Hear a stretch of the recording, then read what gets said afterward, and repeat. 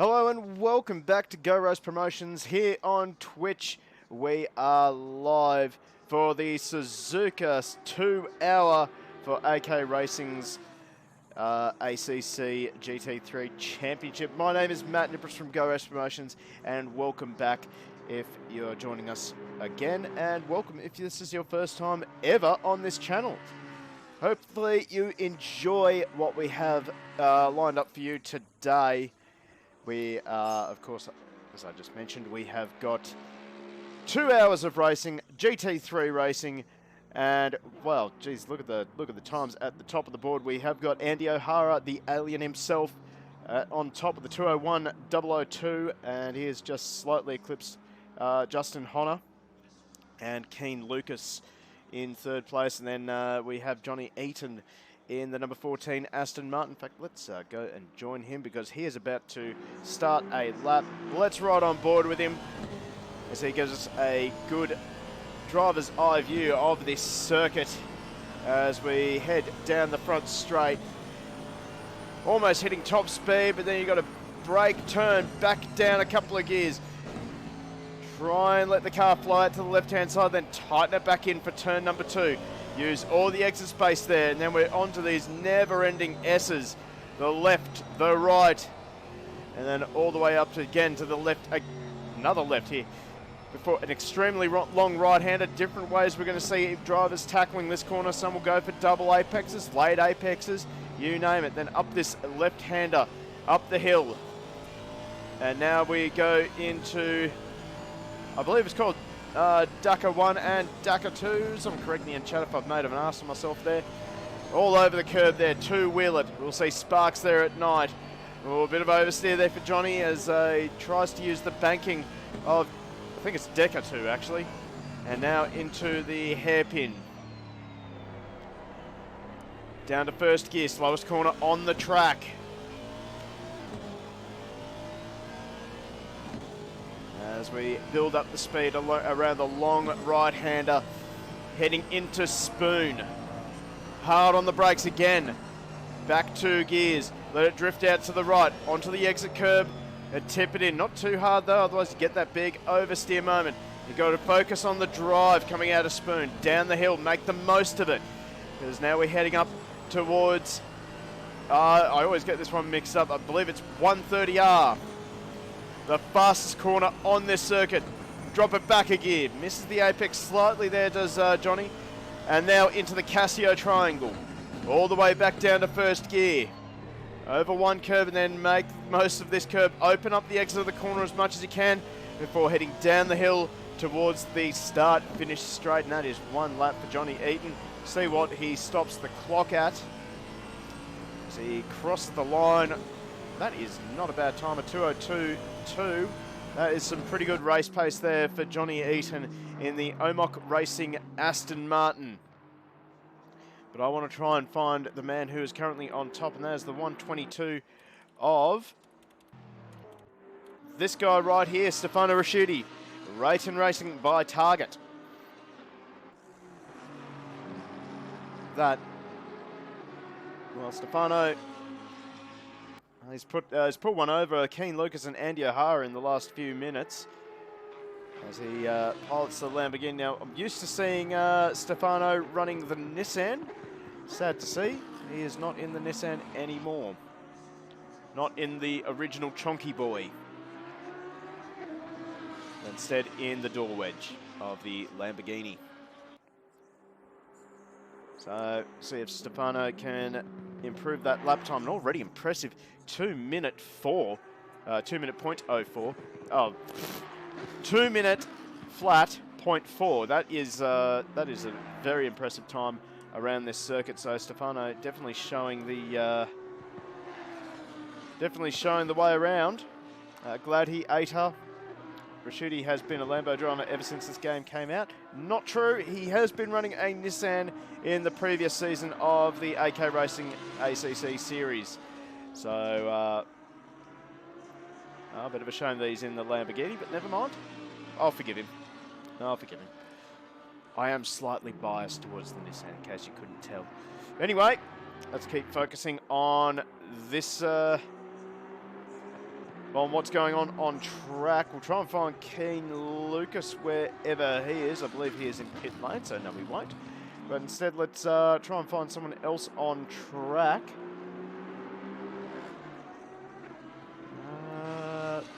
I think I like the camera set too around most circuits, to be honest. Let me see. Sucker through some of these. No, okay. Let's see if we can find someone else. Well, it's pretty tight in the mid of the top 10 from Johnny Eaton all the way down to Lachlan Nichols. Less than a second between those guys, but just looks like there's a bit of a gap between 5th and 4th. But I'm sure maybe we're not seeing drivers showing their full hand like we are seeing from Stefano Rasciuti. So instead, let's look at Ryan Green, I believe. Ryan Green. The name and car seem familiar. I believe at the previous round at the Hungaroring, Ryan Green was featuring quite prominently on our stream because he was battling away with several other drivers throughout the night. Tips it into turn 1, gets it on top of that curb, so that's unstabilised the car, and that has hurt him a little bit. Now this is an interesting combination. David Thornton out there in the old school Aston Martin. So this is a very interesting choice for David Thornton. So he's not running the Aston Martin Vantage, he's running the DBR 9S. So very interesting. I have not seen anyone running around one of these cars. Well, actually, I've never really seen anyone running around any of the older version cars. So this will be interesting to see where this Aston Martin ends up. So, well, I guess we should thank Dave Thornton for taking a bullet for us, maybe. Or maybe it is a strategic stroke of genius. Never know.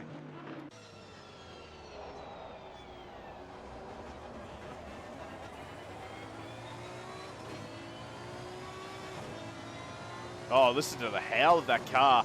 That is awesome.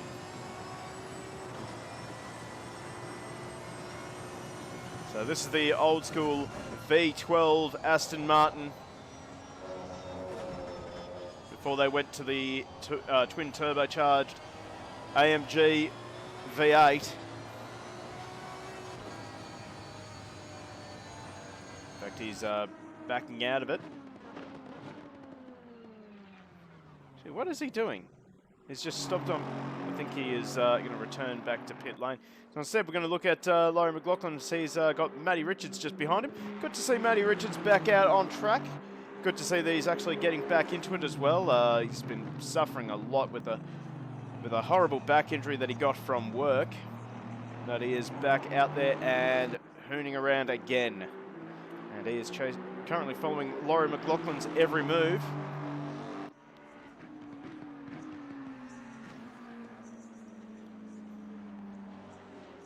See a little bit of damage on the front of Laurie McLaughlin's Aston Martin. In fact, David Thornton returns to the track behind the newer Aston Martins ahead of him. So that's a good little comparison as to what's new and what's old on these cars. You can see the front end almost looks the same, as unfortunately Thornton runs a little bit wide through the S's. Never mind. We'll get back into it. Got Connor Bell as well, back into it, sitting down there in 12th place.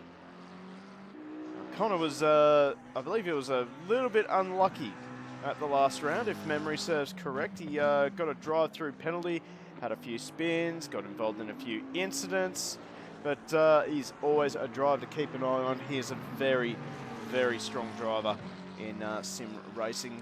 So keep an eye on this guy, the number 808, the bright pink McLaren. Can't miss it. Absolutely cannot miss it.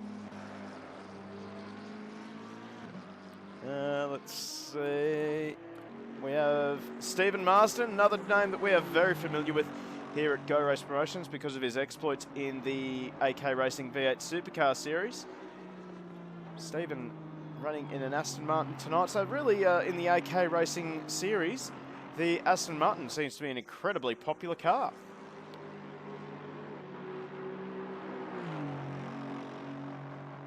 And I would actually understand that. The Aston Martin is a very, very smooth car to drive.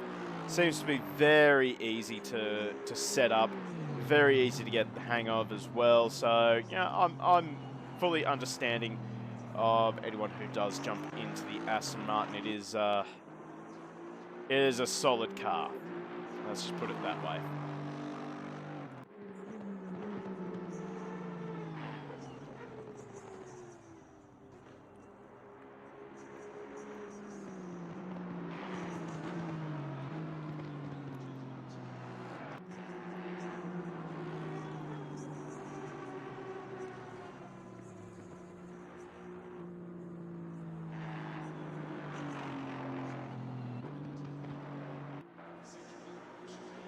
Bear with me. Changing around some of my overlays so I can talk to the chat and keep in touch with who's following, who's subscribing. Make sure you subscribe or whatever you feel like doing. As unfortunately Stephen Marsden makes a mistake in the S's and he returns to pit lane. Let's see if we can't try and catch someone else on track. James van der Ham, he'll do. This guy is on pace usually and running around in the Bentley. Another popular car in the AK Racing Series. We have, what, three of them? Good to see the Boatley out there and well represented in this series as Van der Ham bins it right in front of us. So, back to the pits for James van der Ham. Lucas Dowd. Now, this is a driver... Did pretty well at the Hungaroring, if I'm not mistaken, but he hasn't done too well here as he loops it out of turn 2. And that will bring out the yellow flag in Sector 1, but he gets it going again, and out he goes for another run. Now, interesting combination here. Chris Munro. Now, I'm pretty certain I'm used to seeing this guy running around in a Bentley. But tonight, he is running in the Lexus. That's an interesting choice. Lexus not usually a choice that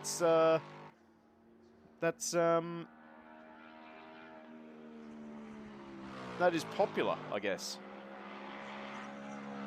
Don't really know why. I think it's a relatively good car. Chris Munro's team name, 130R. Please don't kill me. Chris, I cannot guarantee you anything.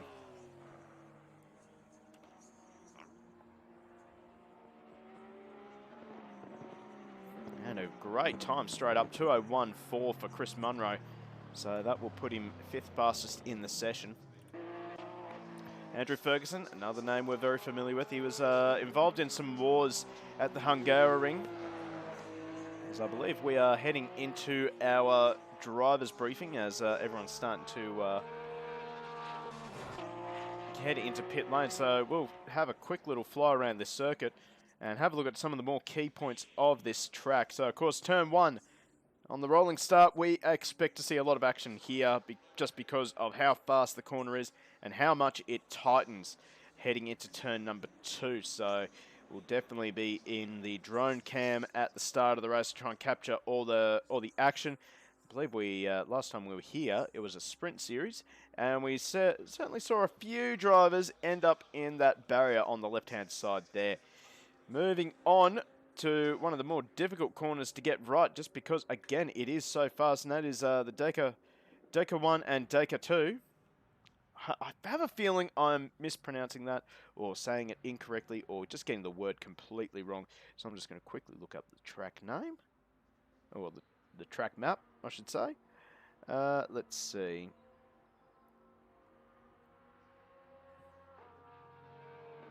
Degna. God damn it.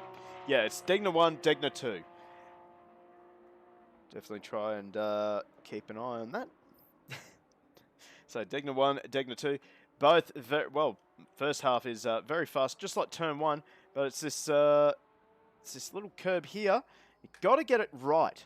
If you get a little bit too greedy and get both wheels onto it, you're going to be playing sandcastles in this gravel trap here. And hello to Cinder, Lachlan Nichols, giving us his traditional wave in chat. Good to see you again. And Degna 2, now you can use the speed pretty well in Degna 2 because as you can see, the track sort of banks up to the right. In fact, we've got someone coming around the Degna 1. And he's going to demonstrate it absolutely perfectly. Perfect line there, and I believe that is Phillips in the number 87 Bentley. All right, moving on. We've got the hairpin.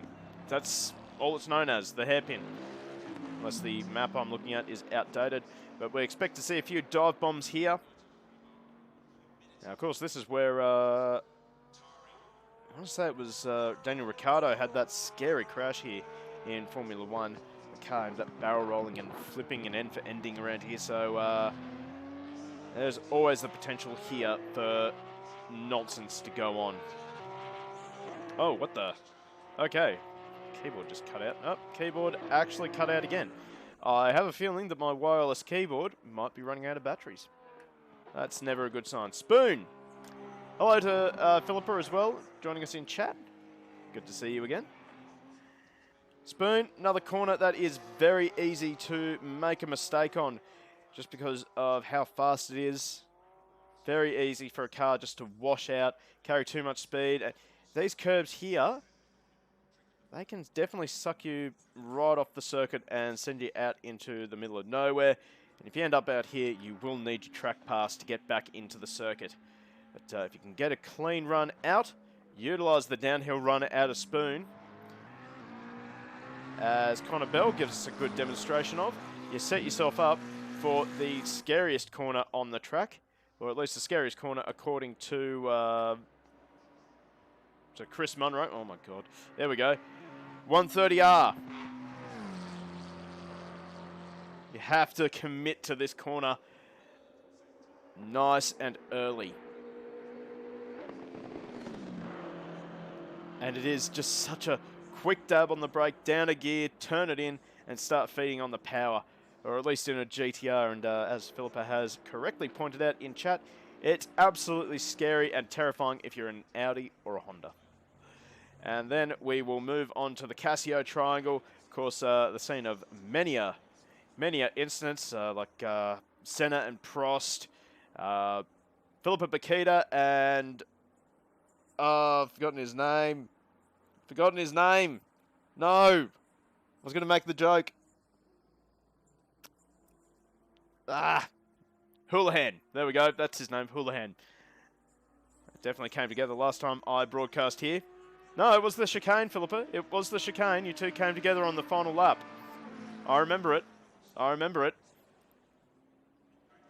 Came together at both of them, actually. You forgot about that, didn't you? Oh, Philippa forgot about it. Oh, dear. I even made a point of it on stream of making comparisons to Prost and Senna. Oh, here we go. So now we are into qualifying. Give it all you can. Good stuff. Okay, well let's just drive. And yep, no one heading out on track just yet. Oh yes, they are. Oh, come on, quickly. ACC stupid spectator mode. It is dumb. And Keen Lucas is the first man out on track in the Good Smile Racing Mercedes. I don't think that is the Good Smile Racing Mercedes. Just saying. It's suspiciously black.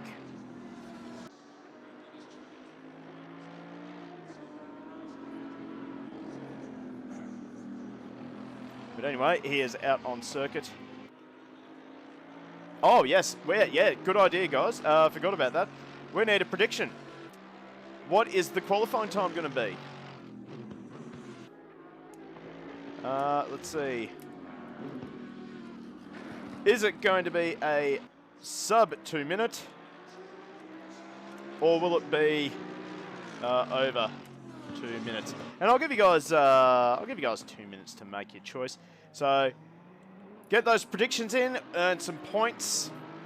Spend those points to get me to focus on the...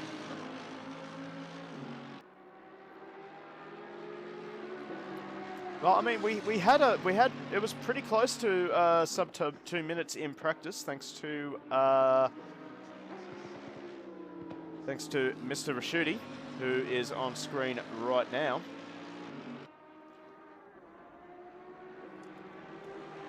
So, get those predictions in, get the channel points happening, and you can redeem those channel points if you want me to focus on a driver in particular. But anyway, let's focus on the start of this lap. We have Stefano Raschuti and Keen Lucas straight out on track. In fact, let's go on board with Stefano. That's the camera that we want. It is the best view in the house. Hopefully he has no traffic in front of him. He does have Van der Hum, who's just gone out on track ahead of him, but James is pretty smart. He will give plenty of space to Stefano to make his lap done. As you see, a little bit of a mid-corner understeer there for Raschuti, but he managed to gather it back up.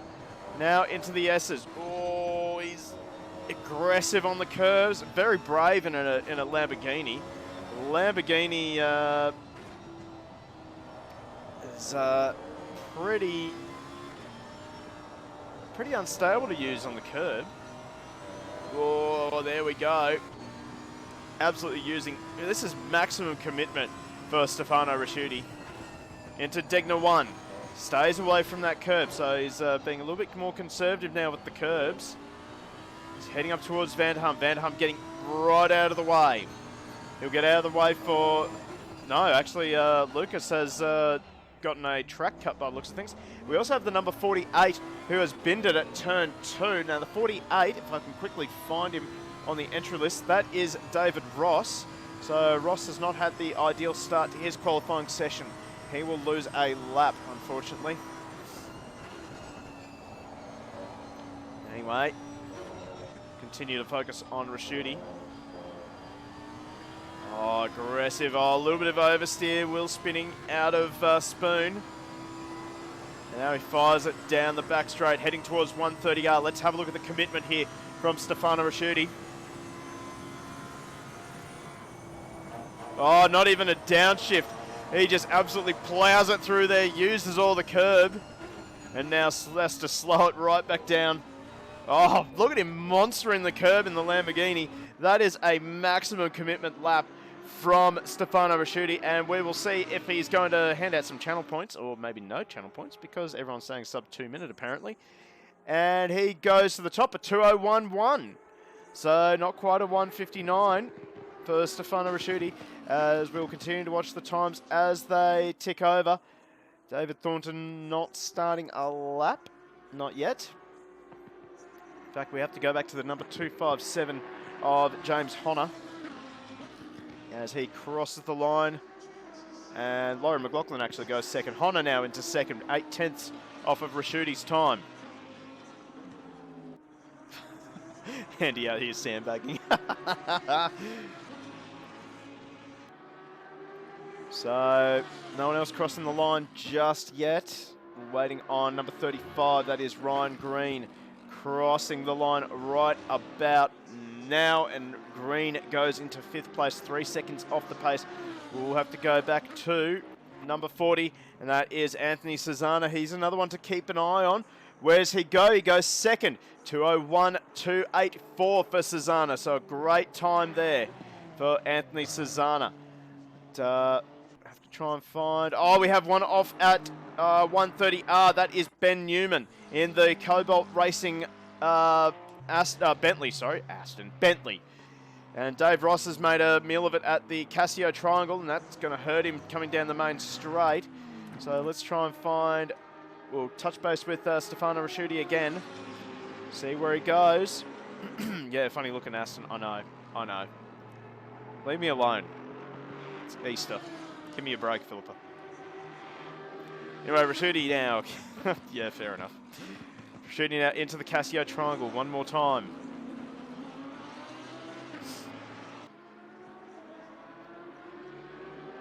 Unfortunately, we don't have any sector times. But see if Rashuti can top his own time. He does at 2:02.4. That is an astonishingly fast time. Head back to Keen Lucas, who again doesn't get a lap in. Laurie McLaughlin. Is he on a lap? Hopefully he is. He's got, oh, who's that? That's Lucas Dowd running wide. That's going to hurt him. And Dowd, I don't think that's going to help his lap time. He goes second, though, so it didn't hurt him too badly. James Honor up into fourth. Let's see Matthew Richards. Where does he end up? He goes sixth. And, oh, no. Johnny Eaton goes fourth. Who was that? Marsden into fifth. See Chris Munro. Munro up to third, 8/10 off Rashuti. Where's the king of the sandbaggers? Andy O'Hara. He is on track now. We have Anthony Susanna. Susanna was pretty close, and he goes second, 2:06. We'll try and find the king of the sandbaggers, but we'll keep an eye on Simon Phillips as he comes across the line to stop the clock. He goes fourth. Good time from Simon Phillips, actually. Connor Bell, where's he ending up? He goes fifth. Andrew Thomas. Is Hooley racing this? He used to. Haven't seen him, though. See where Andrew Thomas ends up in the Lexus Gang Porsche. He goes 14th, 6 seconds down. Lachlan Nichols. This guy's been on the pace lately.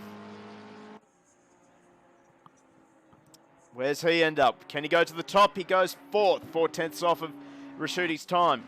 Andrew Ferguson, currently sitting P22. He goes up to 15th.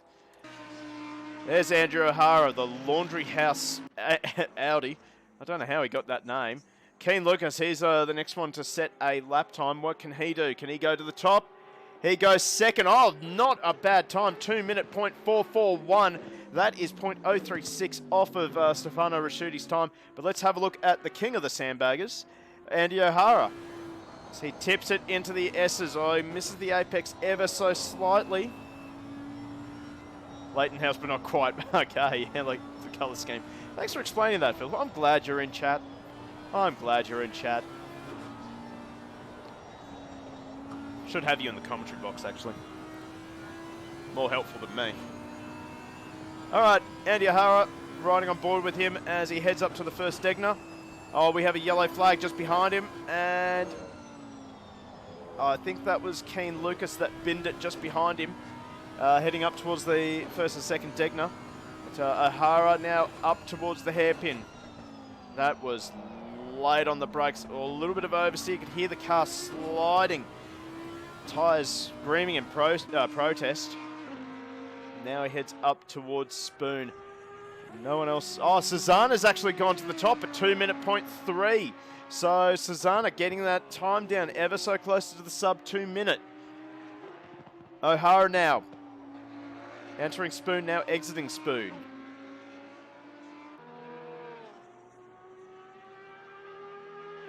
He heads down the back straight now, heading towards 130R. Let's have a listen to the commitment here from Andy O'Hara. A little downshift. Keeps the car stable as he crashes over the curb. Now into the Casio triangle. This might be a good banker. I don't think this is going to... I'm not sure that this is a... Well, I'll say that. I'll hold my tongue because O'Hara is very likely to prove me wrong and make me look silly. And O'Hara now, ooh, a 2:06. So he's doing quali with 60 litres according to Philippa. There we go. Anyway, we have 4.5 minutes left of qualifying, so O'Hara's got plenty of time to improve. And that is Chris Munro, who has found the gravel trap at the S's and strangely has not left yet. So that's very, very interesting. Let's see, Laurie McLaughlin, he has stopped. James Honor does not improve. As let's see, David Thornton in the old school Aston, 2 seconds off the pace, 2:02.8. So maybe this gamble not working out in Thornton's favour, but geez, what a great sound that thing has got. Isn't the Audi pretty good here if you don't die? Yeah. That's the problem with the Audi and the Lambo. It will always try to kill you. And the Porsche, for that matter. The Porsche always tries to kill you.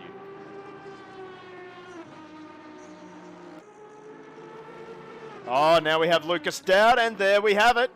159.8. All done.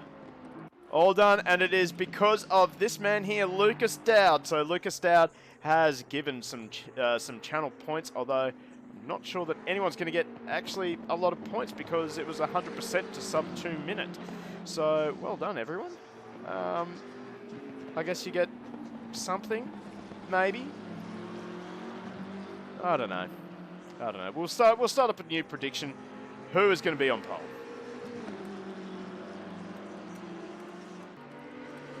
Will it be Andy? Oh, we'll make it sort of simple. Andy O'Hara.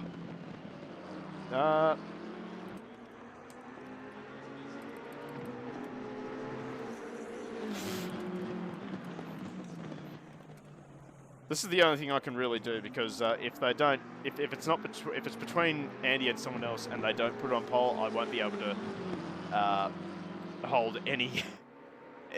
I won't be able to hand out any points. You got a minute to make your decision anyway. Will Andy O'Hara manage to get onto pole position or not? He's down there in 6th place, 8/10 down.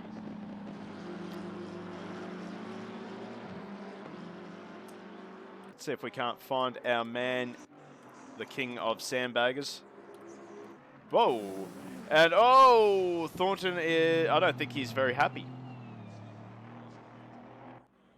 I don't think David Thornton is very happy at all. Maybe we'll see him jump out of the server and select a different car. Well, let's have a look at Andy O'Hara anyway.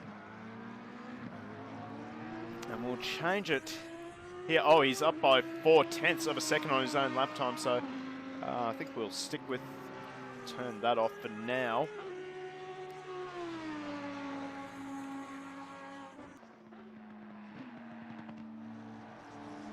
So up by 4/10.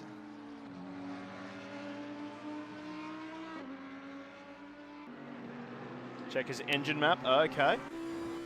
Let's see. Hang on a second. There we go. Engine map 1. Oh, he's going to be balked. No, he's been balked by David Ross.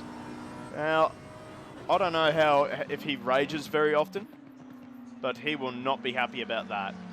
Still, he's got time for another lap.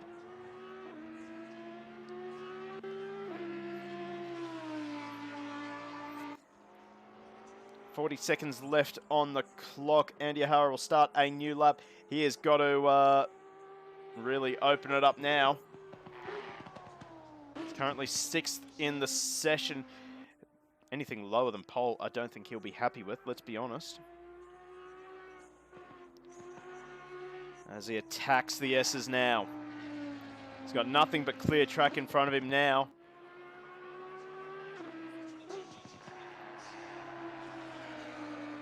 I'm sure he's already analysed the previous lap and worked out where he went wrong, apart from that car impeding his progress.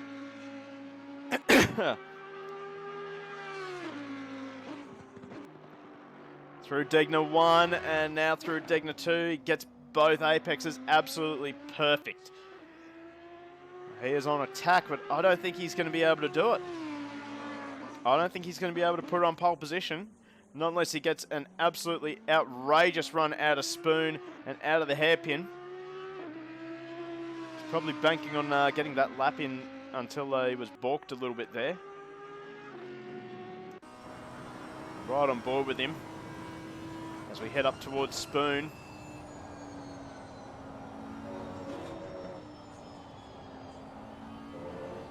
Now runs out of Spoon. Good run. Still a valid lap.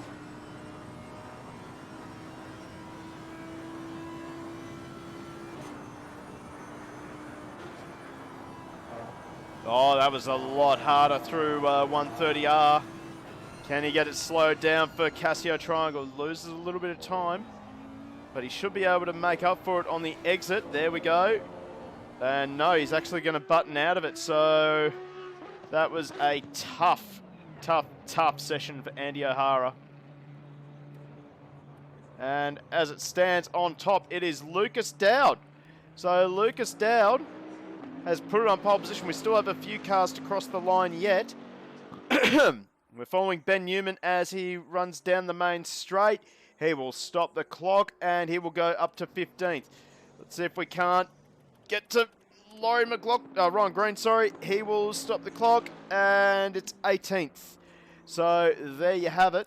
Let's return to garage and we'll run through the starting order for the race tonight. 2 hours of racing, just a reminder. So certainly qualifying will not determine the final result. And let's hand out some channel points. So it's not Andy O'Hara. Congratulations, everyone. All right, so starting off pole position will be Lucas Dowd in the number 89 BMW. Out of second will be Anthony Cesana. Row 2, we have Stefano Rasciuti and Keen Lucas. Row number 3, we have Phillips and O'Hara. Row 4, Bell and Eaton. Row 5, we have Nichols and Marsden. And then row 6, Munro and Honor. Keep an eye on Munro and Honor. I think those two guys are definitely out of position down there in 11th and 12th. David Thornton in the DBR 9S will start out of 13. Next to him will be McLaughlin. We then have Ben Newman in 15th, Matty Richards in 16th, Vanderham in 17th, Ryan Green 18th, Ferguson, Ross, Thomas and Hubbard. So that is your 22 car field. Whoa, okay, so whew. Went a little bit too far there. So let's go for a little wander up and down this this field. Connor Bell and Lachlan Nichols there. I believe these two are actually teammates in the high vis cars. As we have 20 seconds for a start, let's actually start a new prediction. The new prediction will be, are we going to have a clean turn 1? Well, we have a clean turn 1, 2 minutes. Get your predictions in.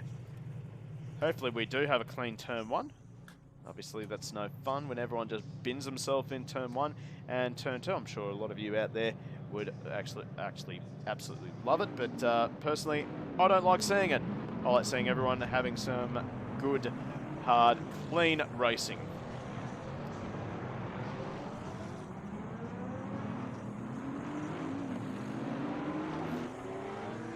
As the field makes their way off for their formation lap, we'll quickly fly around with the drone cam and get set for the field to fly on through. Red and green out. Aston is a pain to look at. Who is that? Oh my god, I'm underneath the track. Oh, my drone flying skills. I will not be quitting my day job anytime soon. That is car number 30, which would be Stephen Marsden. What's wrong with that? What's wrong with that car? Well, you know what? I can't really talk because I find the aqua wheels that... I've forgotten his name. He always has aqua wheels.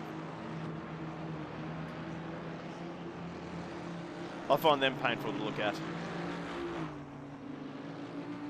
Let's just take a little bit of a shortcut and we head up to the hairpin. And we will... Oh, no. That has not gone to plan. I thought that would work out a little bit differently.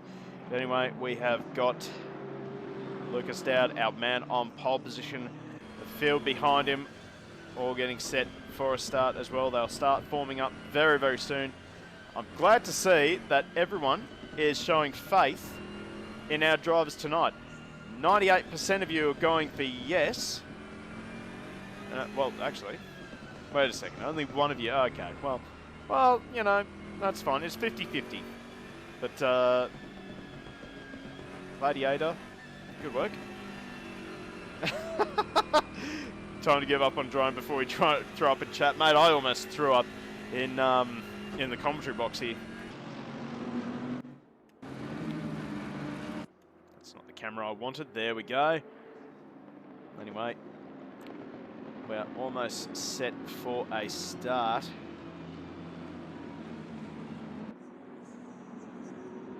as the field will start going into 2x2 formation. Anthony Suzuka really still weaving in that Honda, trying to get the tyres up to temperature. In fact, he's wasted too much time, and Dowder's got a bit of a clear advantage. He starts to speed up now and get into that neat formation. Let's quickly head down towards the start line. Now, if I'm not wrong, the start should be given fairly late down the main straight. And we start seeing drivers not quite straight lines there. People out of the tram lines.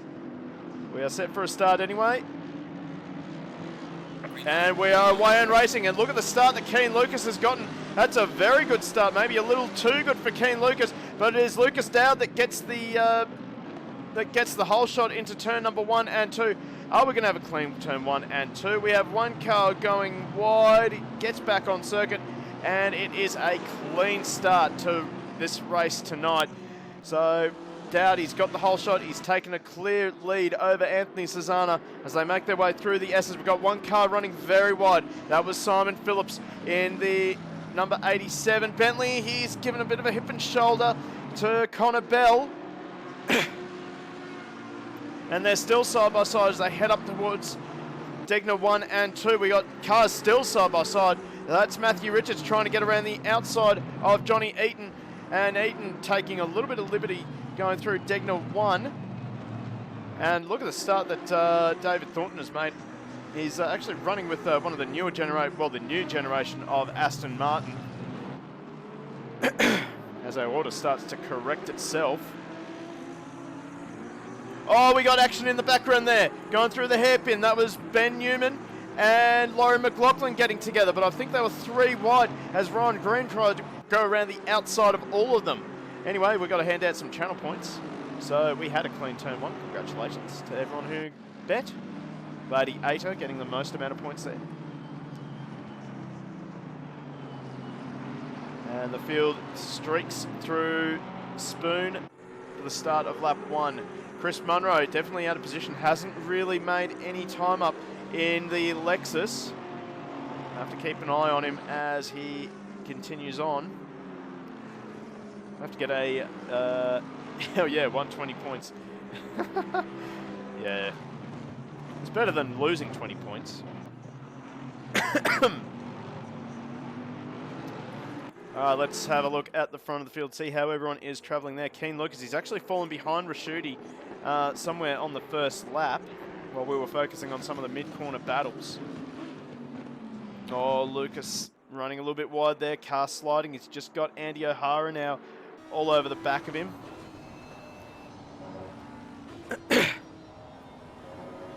Oh, Raschuti, he's run wide, and now O'Hara is going to try and slip up the inside of Keen Lucas.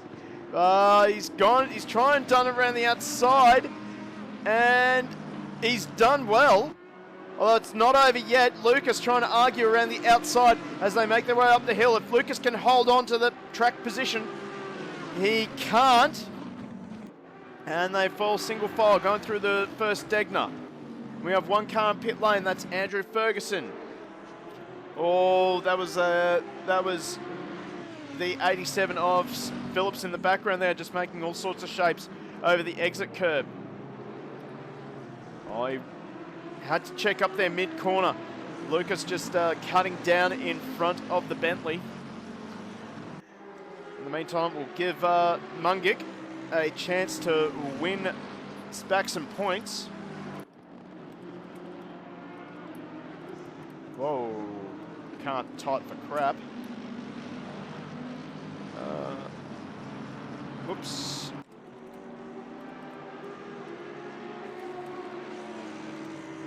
All right, let's see who we can pick on. I'm going to go. Let's do a little battle because these two, David Thornton, Matthew Richards, they're teammates in the AK Racing V8 Supercar series. So we'll go David Thornton and Matty Richards. So, who is going to be higher with 1 hour 45 minutes to go? You'll have 2 minutes to get your predictions in. Off you go. Oh, that's a sad-looking McLaren. Oh, hello. That looked like Connor Bell. Oh, my. So, I missed that. We're going to have to take a quick replay. There he is. So, oh, okay. So it's at 130R. Quickly have a look at this. So we'll go helicopter view for this one. Keep an eye on the murky. Oh, Lucas has just lost it in front of Connor Bell. And oh, he's caught both the high-vis McLarens. Lachlan Nichols and Connor Bell. Bell definitely worse off than Luke. Oh, they're both in pit lane. So both McLarens, in fact, yeah, Nichols and Bell in pit lane, but Nichols out and moving straight away. Dowd now, he's actually coming up onto the back of lap traffic already with only 6 minutes of racing completed. So, Dowd, he has absolutely streaked away from the rest of the field. And BMW just working so well around here. Lots of places for the BMW just to stretch its legs. Oh, he tempted fate on the exit curbs there at 130R.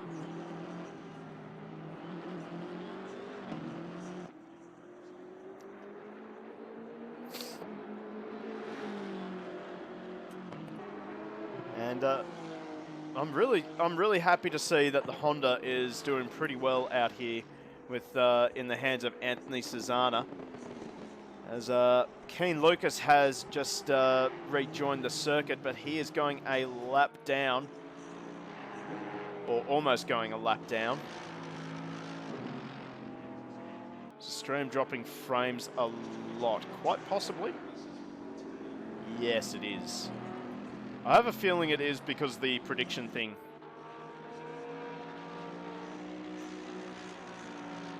So we may have to drop the prediction thing after the next prediction. So sorry for everyone who's enjoying it, but unless someone in chat can confirm that streams are not streaming on Microsoft PowerPoint. Oh no! We're streaming on Streamlabs.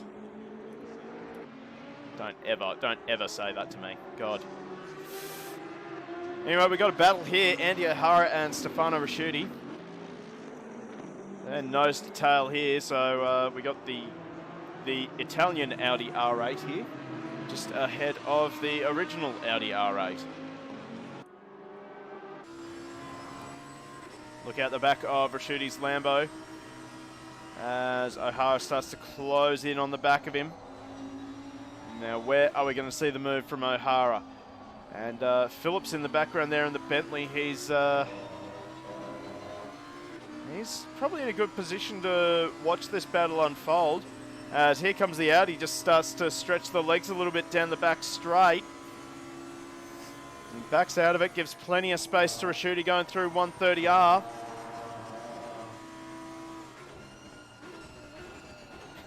Less pointlessly death at Audi.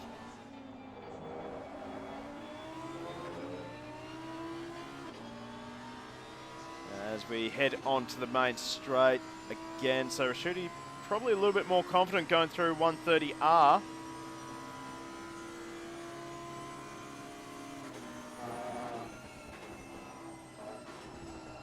Oh, we have a car off the track at Spoon. That is car 48 of David Ross.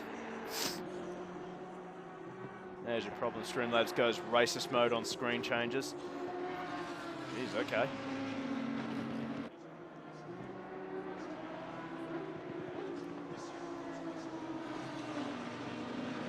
We'll definitely keep an eye on this battle, but we have another one here. David Thornton, he's actually got up into 6th place ahead of Matty Richards. So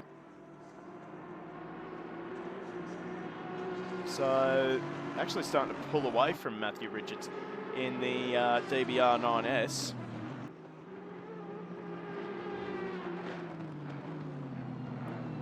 I don't think there is another GT3 car in existence to sound as good as this Aston. And I will fight anyone who disagrees.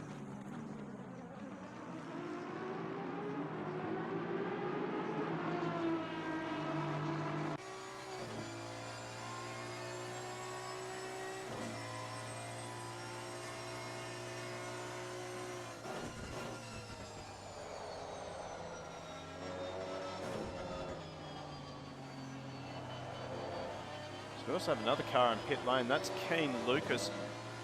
He's back in pit lane, so obviously maybe a little bit too much damage on the Mercedes. I wonder if that is a retirement.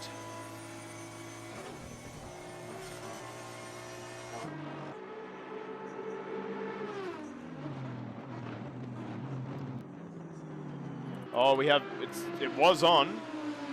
I missed it, unfortunately. I just looked up and saw the gap between Rashidi and O'Hara down to 0.036, and Phillips is starting to buy into the battle as well.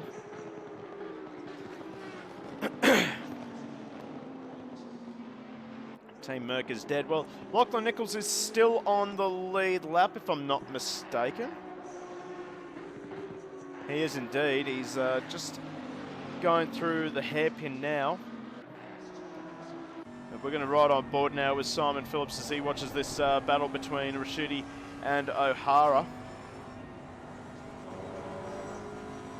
Phillips doing a great job at the moment in the Boatley.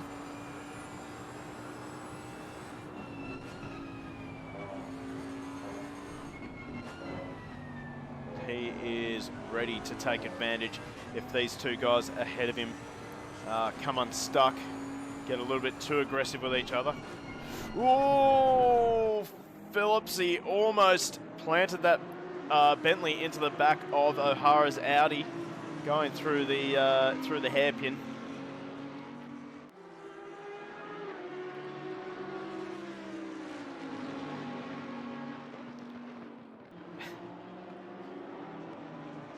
Getting distracted by the debate going on in chat between the Mercedes love and Mercedes hate teams.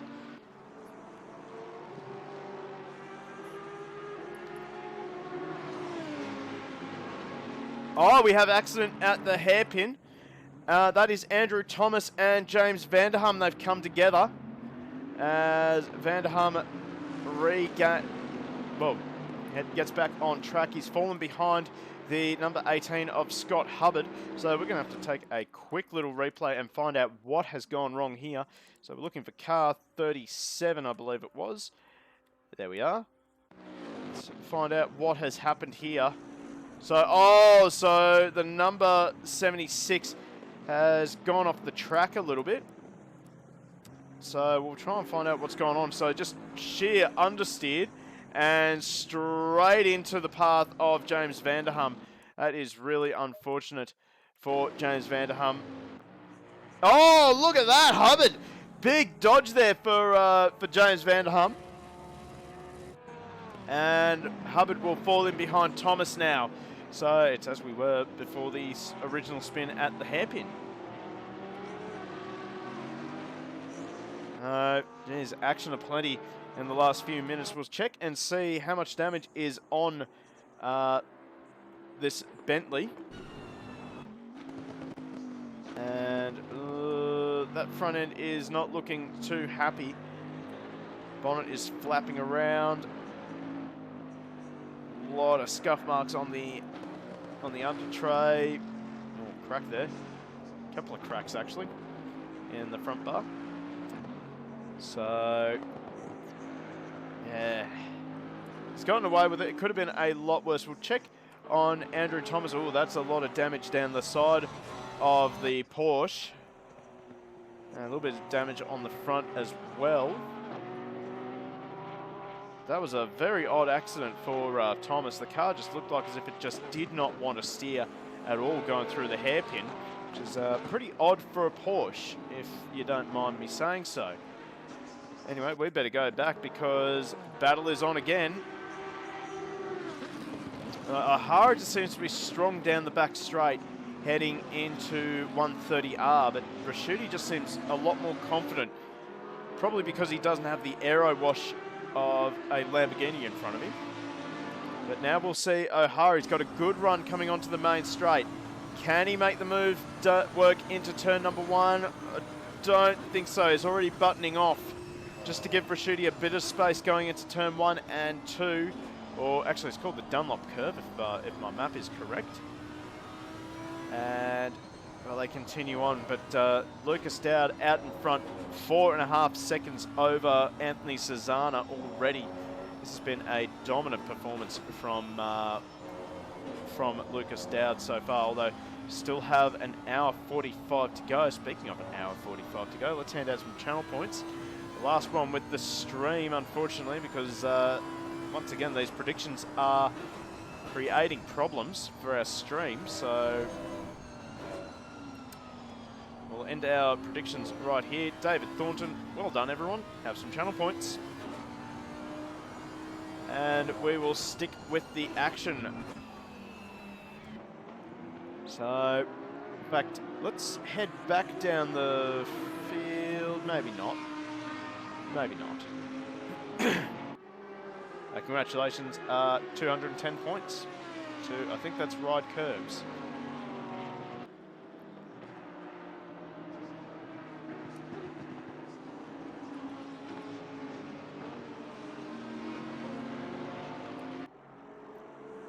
In fact, if I'm not mistaken, Rashuti and O'Hara are actually starting to close the gap on Anthony Cesana. And I think I am right. Gap is 2.3 seconds, and Cesana is just ahead of Rashuti here. See, that gap is starting to visually drop. So I wonder if Cesana here is just starting to make a few little mistakes trying to keep up with the stupidly quick pace of Lucas Dowd. 2-minute 1 for Dowd, 2-minute 2.5, and a 2-minute 1.5 for Stefano Rashuti and Andrew O'Hara, essentially. So Cesana is running into problems already. Gap is down to 1.7 between Cesana and Rashuti, and Rashuti is dragging O'Hara with him. So this battle is certainly going to get interesting in the next few laps.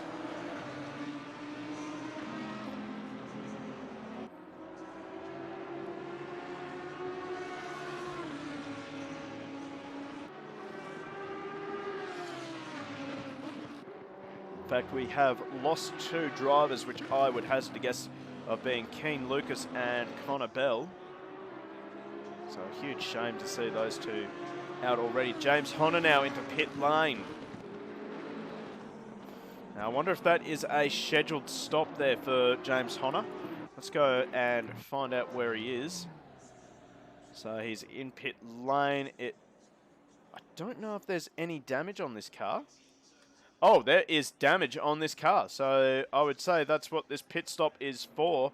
So unscheduled stop here for James Honner, and that is going to hurt him a lot. Lachlan Nichols still out there, still having a go. That's great to see. One thing I really hate is when people give up and they rage quit, but Lachlan definitely not giving up. Oh, we got one car around. That is Dave Ross again. Ross having a bit of trouble with this McLaren.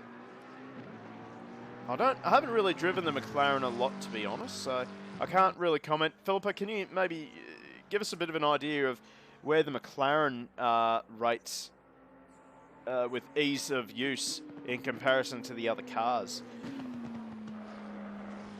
Because my experience in ACC is the Aston Martin, the Nissan, and the Chevrolet Camaro.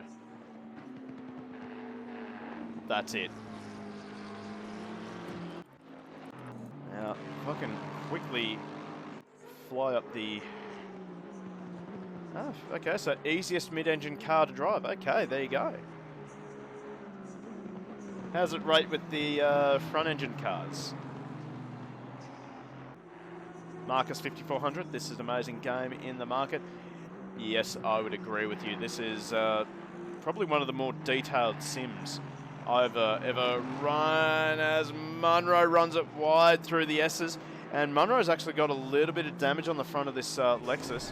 Let's have a quick look at it. Don't know if he's found the wall or if he's found the back of someone else. But that is a fair bit of damage. He's going to need a... he's going to need a little bit more than just a bit of duct tape to fix that, I think.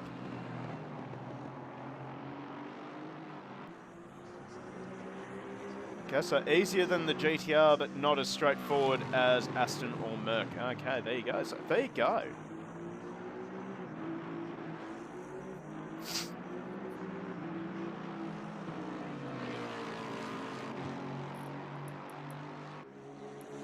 So Munro trying to chase down John Eaton.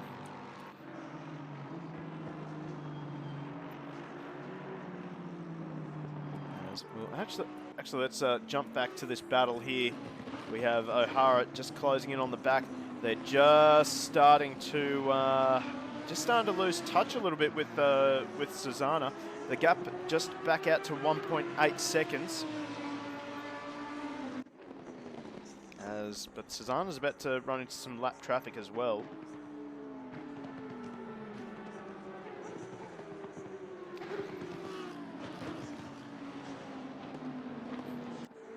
Not the Porsche. I agree, Mr. Gretsch. I'm giving you some channel points somehow. I agree with that. The Porsche can go in the bin.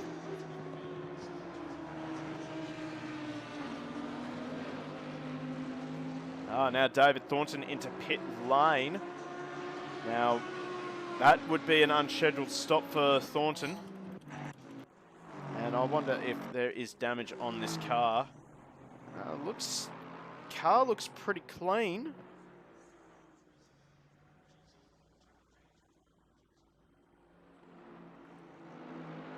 Car looks pretty clean. So this is a very odd stop for David Thornton.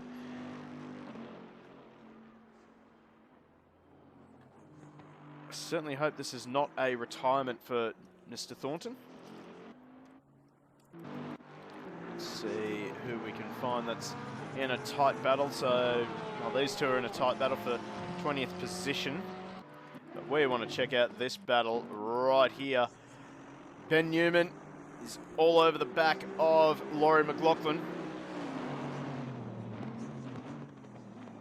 Oh, we have another car around. That is the number 76 of Andrew Thomas, and he has gone straight back to pit lane.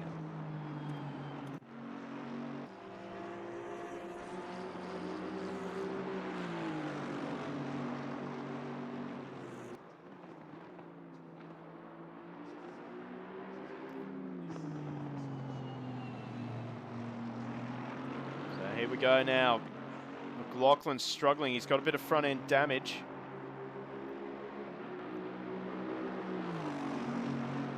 This might leave him vulnerable to Ben Newman. Let's in fact ride on board with Ben Newman in the Bentley.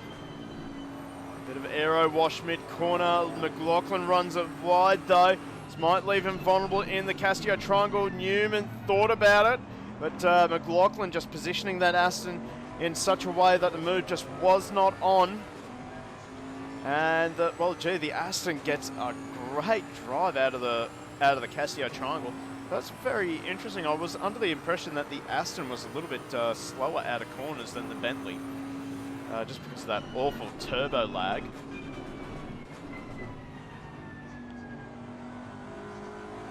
Oh, a little bit of oversteer there for McLaughlin now. Starting to feel the pressure of Ben Newman in the rear vision mirror.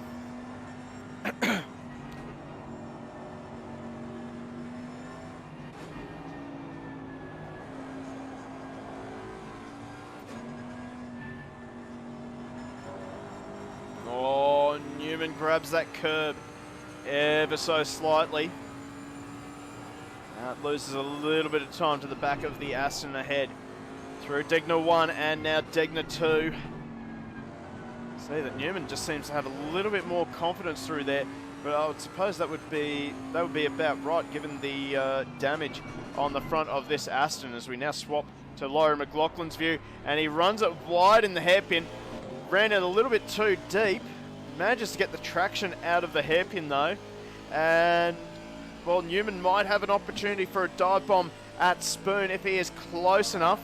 I don't think he is this time. He'll try and position himself right for 130. Although McLaughlin runs it in deep, understeers big time. And he understeers again on the exit of Spoon. And now Newman, he's right under the rear wing of Laurie McLaughlin, came down the back straight. Can Newman make something out of this? Has he got enough top end speed? He pulls out, he shows the nose, and he pulls straight back in. McLaughlin hard on the curb.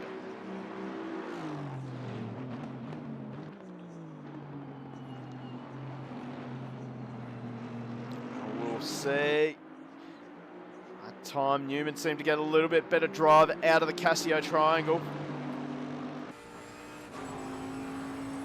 Back on board with Newman, hitting down the main straight. Not close enough for a dive into turn 1 or 2. Oh, he gets a little twitch mid-corner.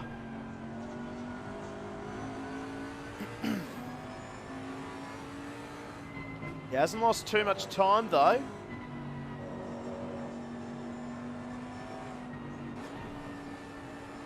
Oh, and McLaughlin, he is really struggling with the front end of that Aston. He has got a lot of damage. We can see that on the front of this Aston. In fact, we'll have a quick look at the front end of this Aston. You can see the bonnet just flapping in the wind. So that will be probably light damage.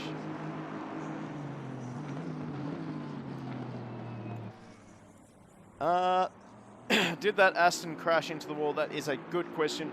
I don't really know, but he is bearing a lot of battle scars on this Aston, so I would say he's hit something. Let's just put it that way. He's hit something.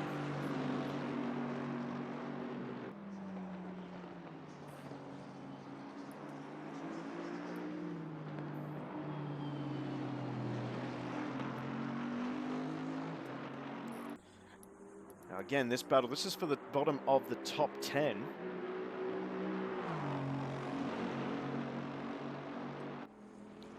Newman now still moving around in the mirror. He's not close enough for a move yet, so I don't think McLaughlin will be going defensive just yet. And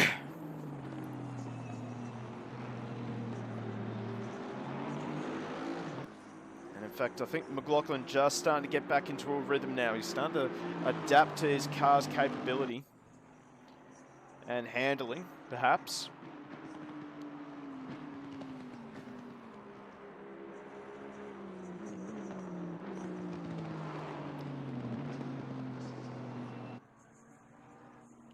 But just up ahead, we got a decent little battle here. Johnny Eaton has just closed the gap on another Aston of Matt Richards. He's slowly whittled that gap down.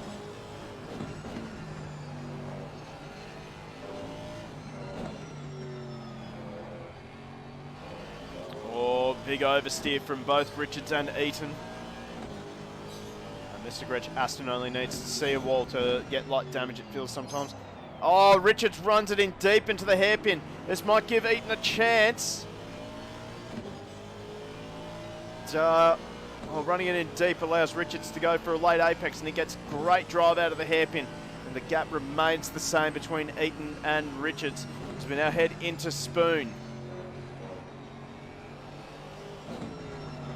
Oh, Eaton runs it in a bit too deep. It's going to hurt him on the exit. And this might bring Chris Munro in the Lexus into the battle as well. Still up the front, Rashuti and Ahara. They're still nose to tail, and they're starting to lose time to Anthony Cesana. So perhaps Rashuti now holding up Andy Ahara. Through Casio triangle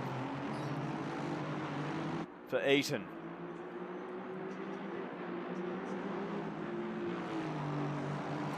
Meanwhile, this battle is still on. Newman and McLaughlin. just heading through Casio Triangle. Oh, McLaughlin, he's got it wrong through the Casio Triangle, just carried a little bit too much pace, maybe got put off by the lap car ahead of him. And once again, Newman with a chance. I don't think he managed to get the power down effectively out of the final corner. So he drops a little bit of time to the Aston down the front straight.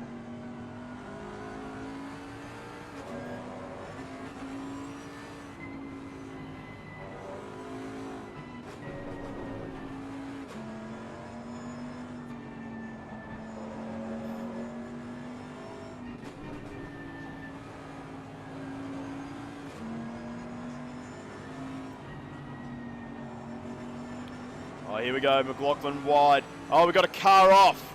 That was Eaton. So Eaton has found the fence. I'd say he's just gotten a little bit too greedy with the exit space out of the S's. He now drops down the order to 11th. In fact, let's actually double check his number. Right, let's have a look at the replay. Try and find, went straight on him. Right, let's see what happened to him. He's right up behind Matt Richards. And I think, maybe a bit of contact with Richards. Yeah, hip and shoulder from Richards. And that was all it took for the number 14 to go around. He's actually found the wall twice. Once with the front and once with the rear. So we'll quickly change views. And we'll try and work out what happened. I'm going to commit a sin here. We're going to go chase cam. No one tell Jamie Saxon. Oh, geez. There we go. That's what I wanted. So, oh, that was just such a harmless touch. And, oh, big damage on the back of the Aston. Yeah. Yeah, if you're in the Octane Discord, dude. Oh, who's that? That's Dave Ross. Oh, so Ron Green in pit lane as well. Newman and McLaughlin still battling away. Yeah, if you're in the Octane Discord, please don't tell Jamie that Susanna mistake. Oh, yeah, maybe. Because now Rashuti is right on the back of... Well, not really right on the back of him, but Susanna has definitely lost time to Rashuti and O'Hara. But these two are still pretty racy with each other.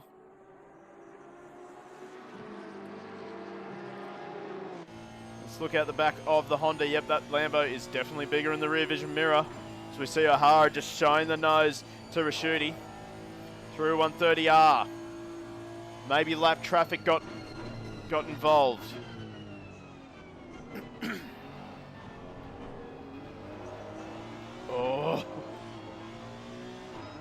Oh, Susanna, bad run out of the Casio Triangle. That will bring Rashuti onto the back of him. And right there is Simon Phillips as well. He is just holding station. Oh, the gap between Susanna and Dowd, over 10 seconds. So Dowd is just absolutely running away with this. I want to give Dowd a little bit of credit, but I can't look away from this battle right here.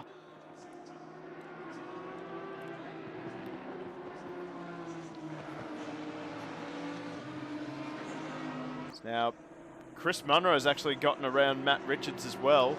So we'll have to check in with those guys a little bit later.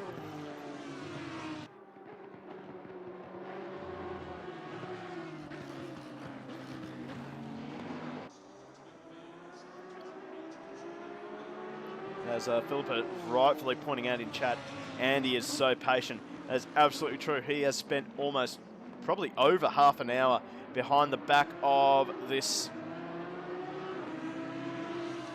Lamborghini.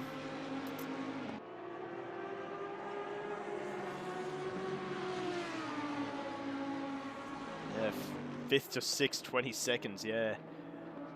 Oh, Hari closes right in on the back of of Rashuti. A little bit of a slide there. You see the multiple seesaws of the wheel there. Now he's got a good run down the front straight, down the back straight towards 130R. He actually short shifts now, so perhaps O'Hara is just thinking about strategy.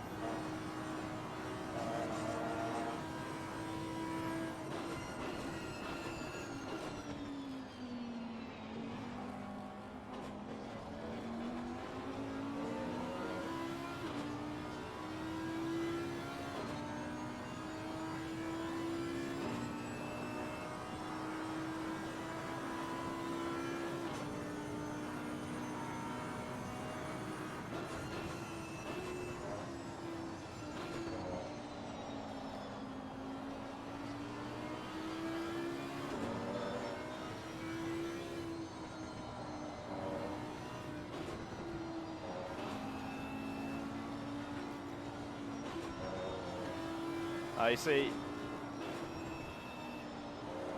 Philip, I've never actually had the pleasure of being in front of Andy for too long. He's just that good. I wish I had the skill to be in front of Andy. Maybe now. Maybe the BOP has changed and my Nissan can actually keep up. Never know. That's what we have reverse. No. I never take part in reverse grid races. It's just a miserable experience. Speaking of reverse grids and ACC, if you're interested out there, Go Race Promotions Sim Sports is actually starting to prepare for our first ACC event. On the 1st of May, we have got 2 hours of Mount Panorama, and it is a multi-class GT challenge. We've got GT3, GT4, Porsche Cup, and Super Trofeo. If you're interested, let me know. I'll put the Discord up in chat. You can join in, have some fun with it. It's a standalone event, no championship, so you don't have to commit to events every single Saturday. There we go, we got one. Oh no, I did not see that. Oh, well, I'm sure many people would like to run with the Go Race. Oh, here we go, we got change for position, have we? No. Sorry, I'm just setting up our Discord link. And, oh, that is very close. Right, let me have a look, change that, and here we go. So there's the link to our Discord right there. Join up, sign up in the relevant tab, and yeah, have some fun with us for 2 hours around Mount Panorama. We also have TCX events on Assetto Corsa. The next one is actually this Thursday night. We're racing around Phillip Island. We've got V8 Supercars, V8 Utes, and Group A touring cars all out on track at the same time. It's going to be a tyre-destroying race. I can't wait for it. I'm in that one in a V8 Supercar. I'm going to regret it by the end of it, but it's going to be so much fun. Make sure you check that out as well. We'll be streamed by GT Club as well, so shout out to GT Club. And, oh, O'Hara runs it in deep. Manages to save it, though, before running into the back of Rashuti. That gap now has just expanded once more between Suzuka and Rashuti.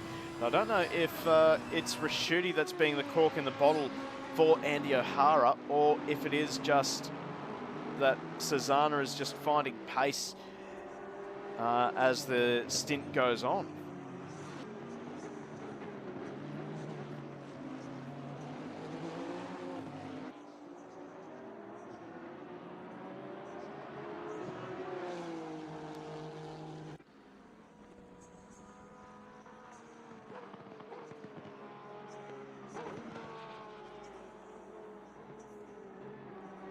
The gap is starting to hold station between Suzuka and Dowd. Dowd with a 2:02.016. So either Dowd is starting to run out of tyres, or he has just started to button off a bit and start thinking about conserving the tyres until the end of the stint, which I imagine that the pit window will be opening very, very soon. We have Stephen Marsden in pit lane. We have also got Hubbard in pit lane as well. So I want to see if this is damage. I don't see any damage on Hubbard's car. We'll have a look at Marsden's entry. And there's no damage on this one either. So this is very interesting. I wonder if that is an unscheduled stop. Oh, here we go. So we got James Vanderham and... No, Vanderham actually just gaining a lap, I'd say, or maybe losing a lap. Being a pest to Matthew Richards. Imagine Matty Richards... Pit window is open. No, there we go. So pit window is now open. They have 40 minutes to make their pit stop. And I can see Matty Richards absolutely bellowing at the top of his lungs right now. Blue flags, blue flags. You can see Chris Munro on the Lexus just starting to get away. As... Oh, this is so frustrating for Richards. Blue flags are being shown to Richards. Oh, sorry, to Vanderham, and now Vanderham runs it wide, and he'll get the drive out of the hairpin, which will be so annoying for Richards. Surprised that Richards isn't on the lights yet. So he gets overlap on Vanderham, and now Hum gets out of the way finally, and lets Richards through. Oh, big slide for Richards. Keeps it going now. He sets off in pursuit of Chris Munro. Munro's had a great start. He started down in, I want to say, off the 6th row of the grid, and he now finds himself on the cusp of a top 5 finish. And I could imagine that he'll be diving into pit lane because the front end of that Lexus is not looking real clever at the moment. I'm sure he'll be diving into pit lane right now. And no, he's actually still going. So Andy O'Hara also in pit lane, Susanna and Phillips as well. So Chris Munro now up to 3rd. See how long he goes with these tyres. Raschuti has gone up into 2nd.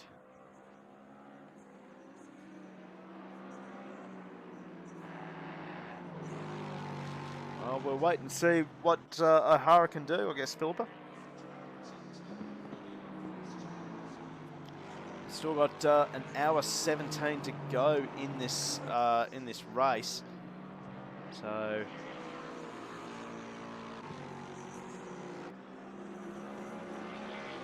still anything can happen. If anyone caught the 6 hour, saw that unfortunately for the number 8 BMW with Tim Slade in the car, he had a tyre go down with less than an hour to go, and well, he had to give up the lead. So anything can happen in these races, especially these longer races. As we now see Susanna and O'Hara out of pit lane. And look at this. O'Hara now all over the back of Anthony Susanna. And Phillips has actually joined the battle as well. So I wonder if O'Hara was conserving fuel right up behind Raschuti.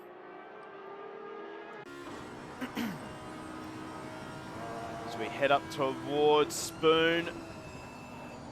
As we tip it in now. Susanna not looking as comfortable on the colder tyres.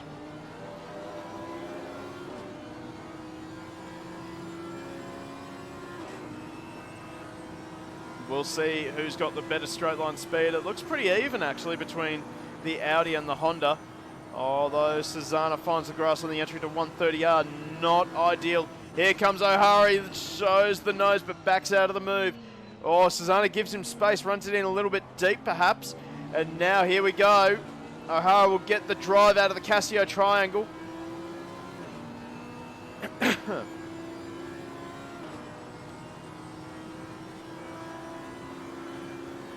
but still not able to make the move heading down the main straight towards turn 1 and 2. It is a very difficult track to pass on, Suzuka, so I'm not surprised that O'Hara is having some troubles here. Really has to wait for Suzuka to make a mistake in front of him, as we see Eaton, Ferguson and Thomas into pit lane as well.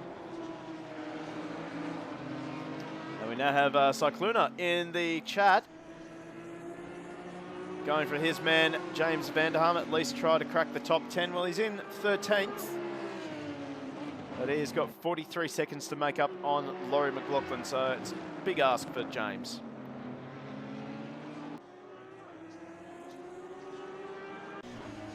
Look out the back of the Honda now.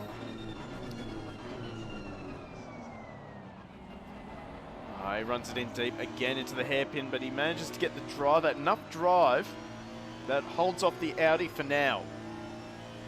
As now we see Stefano Rasciuti into pit lane. This is going to be very, very interesting.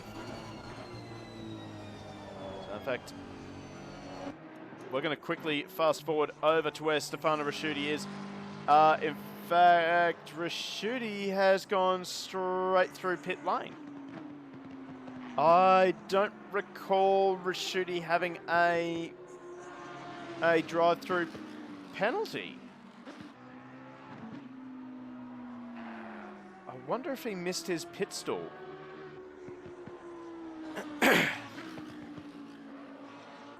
It's very interesting.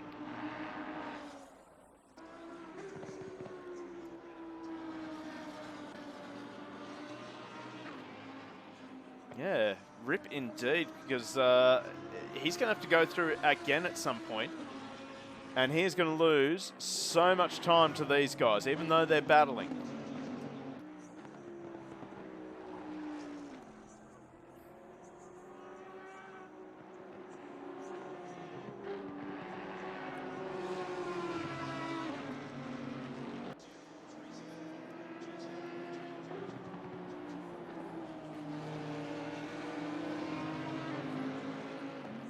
Anyway, the battle is still on between Susanna and Andy O'Hara. Still nose to tail. O'Hara just has not been able to pry anything open out of Susanna. So they make their way through Degner 1 and 2, under the bridge again.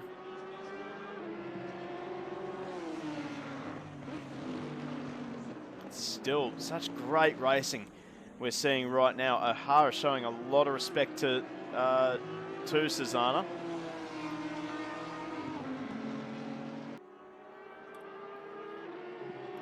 As Philippa has pointed out, he is a very, very, very patient driver. And he will just be happy to sit back here and just work on the back of the Honda until he makes a mistake.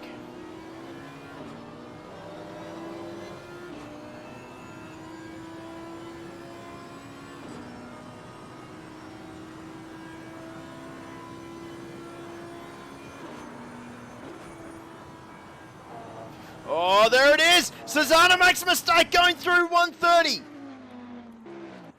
And he finds the fence. Oh, great dodging there from Simon Phillips and O'Hara.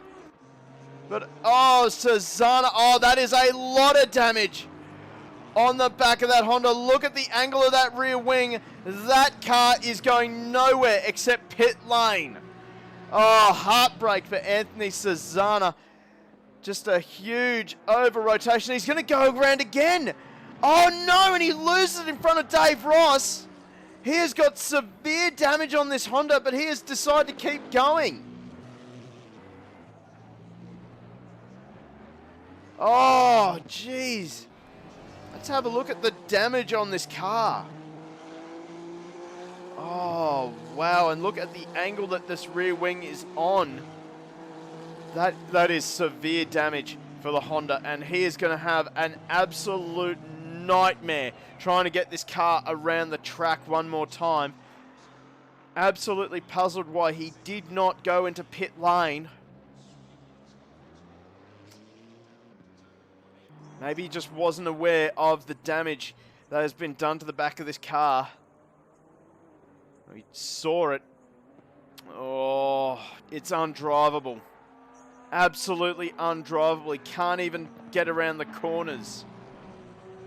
And he's going to have to wait now for Chris Munro. He's dropped down the order. He's now behind Chris Munro. He is going to have to crawl around this circuit.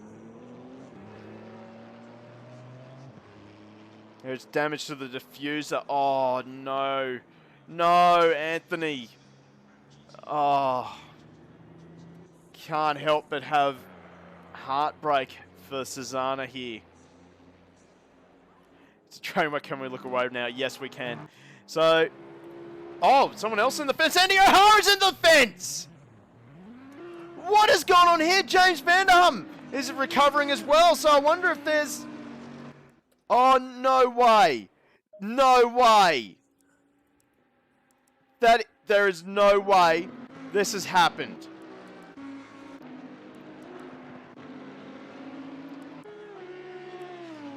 I don't want to say it, but I have a feeling we watch that Bentley going through 130R now.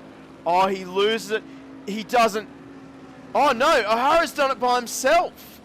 And he's only just brushed the wall. That is so weird. Oh, you can just see it. If we go into playback speed and we slow this down, jump on board with O'Hara now. Watch this. I think he's just had a bit of snap oversteer. Look at that. Oh, no way. This is so weird to see. I don't want to see it anymore. And now that advantage he was building up on Stefano Rasciuti, that is now gone. And, well, this man has found himself on the podium. And he could end up second.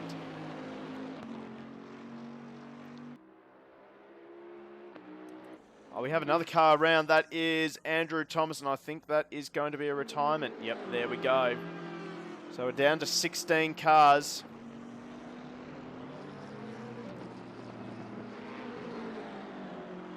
Effective race leader is this man here, Lucas Dowd. He has been untouchable this race. Honestly, Philippa, it is hard driving any car through 130R. I don't care what you're driving. It is tough.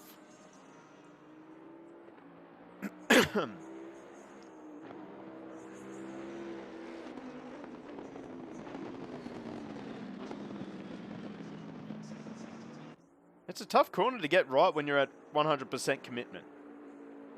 In any car you drive, fight me. You can fight me about it if you like.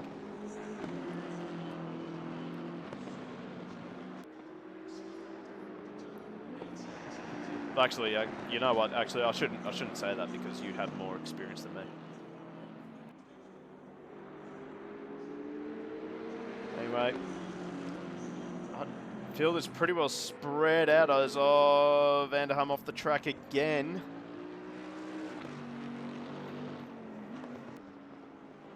I wonder if Vanderham's still carrying damage, although I thought I saw him come out of pit lane.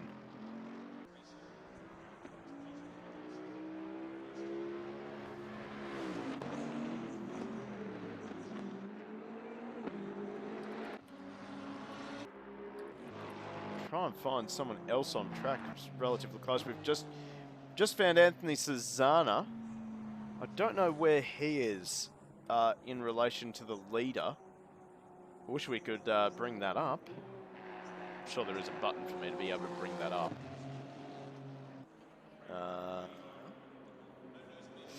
Oh, Susanna. I think this is a man who is driving stupidly frustrated right now.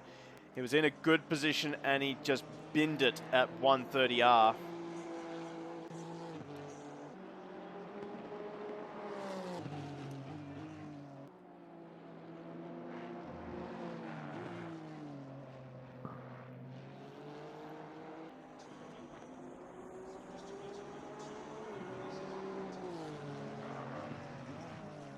Anyway, oh, hang on, we've actually got a little bit of a battle developing here. Laurie McLaughlin and Scott Hubbard, although Hubbard still needs to go through pit lane and do his pit stop. But he's just ahead of Laurie McLaughlin. So, in fact, McLaughlin just sidestepping Marsden.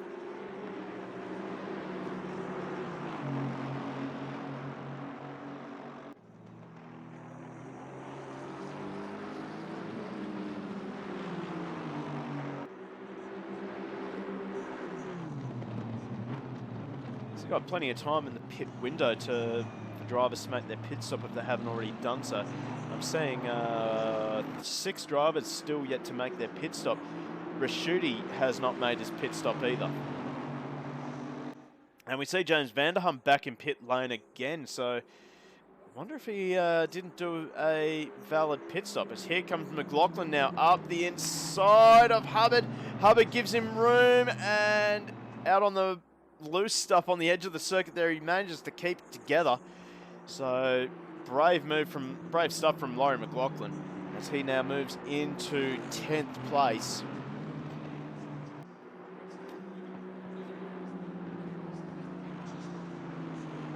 And he should start streaking away from Hubbard's Bentley. So he is definitely on fresher tyres.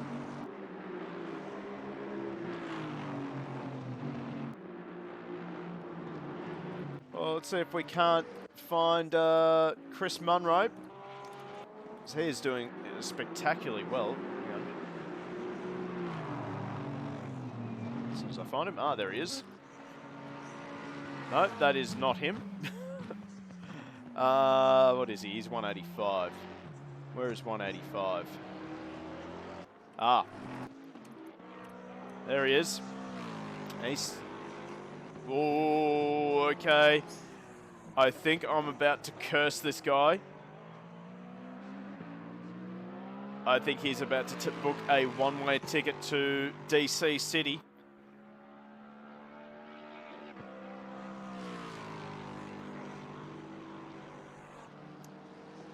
Don't know what you're talking about, Mr. Gretsch. Everything's looking perfect. Looks fine to me.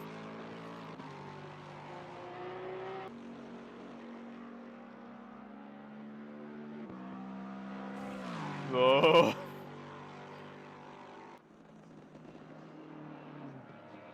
This car is mate. Oh no. Oh no. Please no. Please no. One-way trip to Narnia.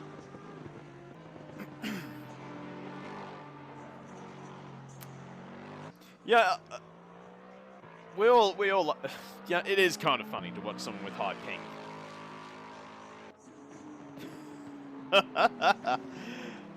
I think it's started to stabilise. Ping is higher than car number.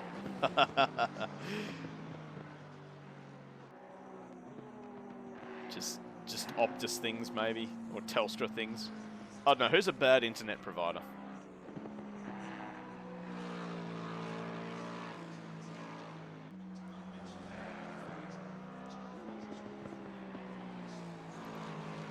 Dodo perhaps, or Vodafone. It's Vodafone internet. Oh, now it's starting to come back down.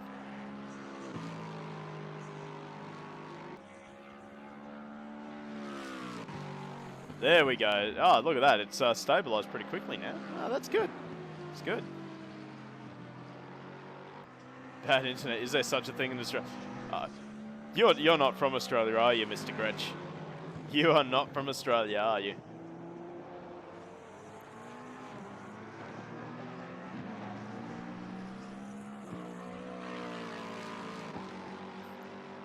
We've got terrible internet here. Anyway, looks like Chris Munro's internet has finally stabilised, and that Aston has stopped doing reverse entries into corners. So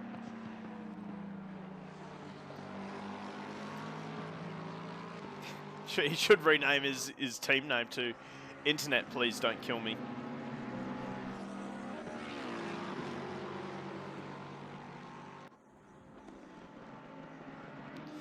Anyway, Munro has done pretty well. Started off of row 6 and now finds himself into 6th place, and he should find his way into the top 5. Maybe a 4th place finish is on the cards here for Chris Munro. Pink drifting team, yeah. That's a good one.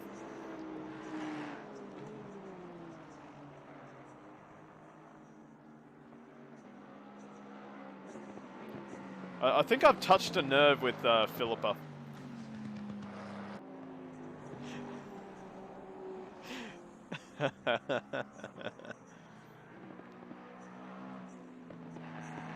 For some reason, Munro has bumped the wiper button, and that wiper is going...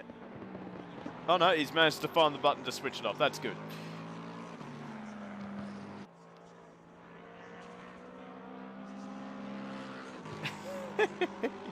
I love watching chat. Okay, so we have got a little bit of action brewing as soon as I can find them. Where are they? I should be looking at the mini-map instead. There we go. So Susanna now looking up the inside. He has to pull out of the move, but he manages to actually spook Hubbard out. And, well, he gets the move done. That was actually quite easy for Susanna. Definitely out of position in 11th place now.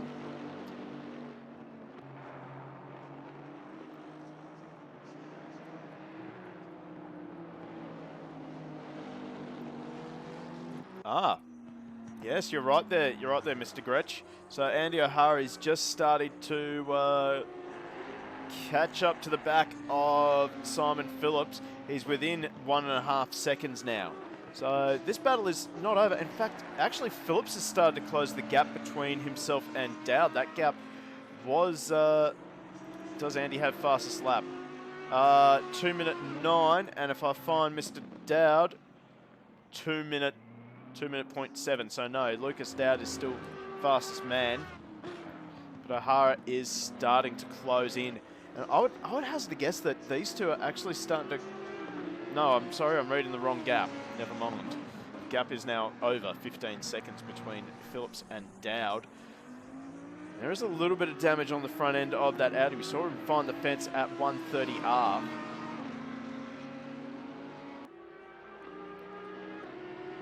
And you know what? I'm still absolutely ashamed that I didn't get the laundry house reference now that I look at this livery.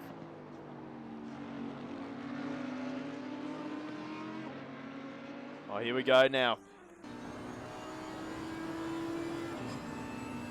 He's got a good run. He actually short shifts though, so I wonder if he's in fuel saving mode already. Oh, look at that coasting.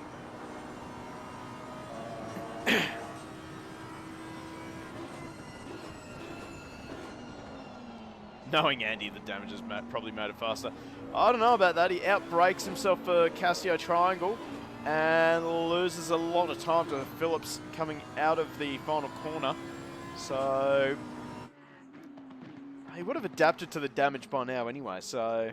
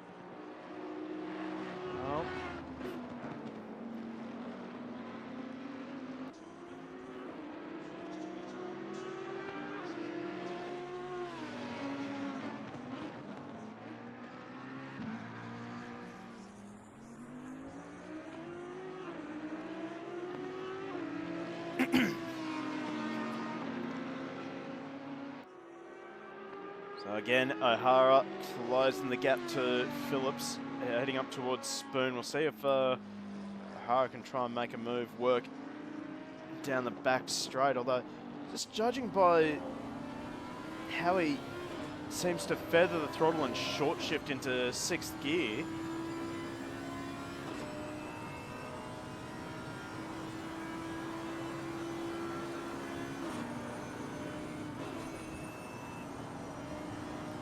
Might have been looking for a move that time into Casio Triangle, but he's just lost a little bit too much time through 130R.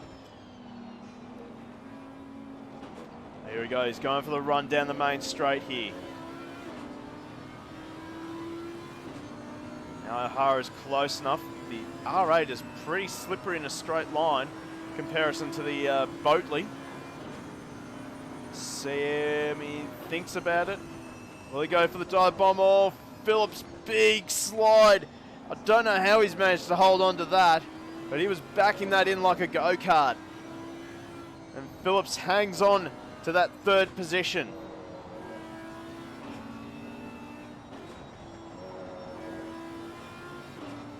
We're also still waiting for Raschuti to come into pit lane. We'll have to try and find out what has happened to Stefano Raschuti.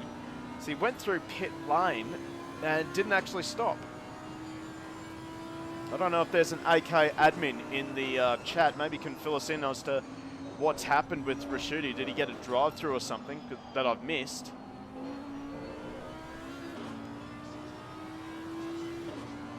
Zahara now, he just loses time going through Degner 1 and Degner 2. He closes it straight back up in the hairpin, so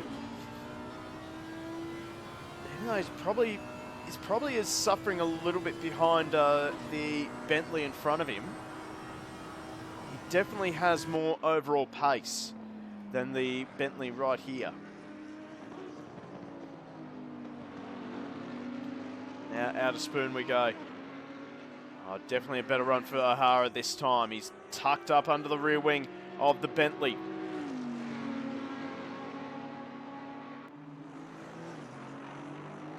He's going to be a brave man to make a move into 130R, but O'Hara has got a great run through 130. He's going to show the nose into the Casio Triangle, but he pulls out of the move. As he now tries to set himself up for a late apex onto the main straight. He gets good drive out of the final corner. He's close enough. He's going to have the slipstream. He's got the slipstream and the run down the front straight. Here comes O'Hara. He pulls out of the slipstream. He's almost got overlap. He has got overlap, and he makes the move stick. So Andy O'Hara takes P3 away from Simon Phillips. And he'll try and do the best he can to close in on Lucas Dowd. He's already heading out of the S's and towards the first and second Degners. We'll see if Phillips can actually go with O'Hara. Going to be a big ask for Phillips though. I don't think... Well, well, Philip, he got a clear lap and he binned it at 130R.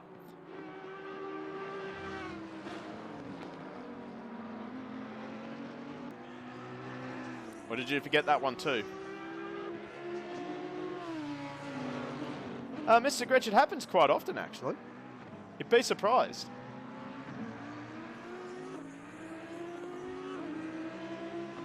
We don't talk about that one. Yeah, fair enough. Not in your race. Mr. Gretsch, do you do public lobbies? Because that sounds like what you're doing.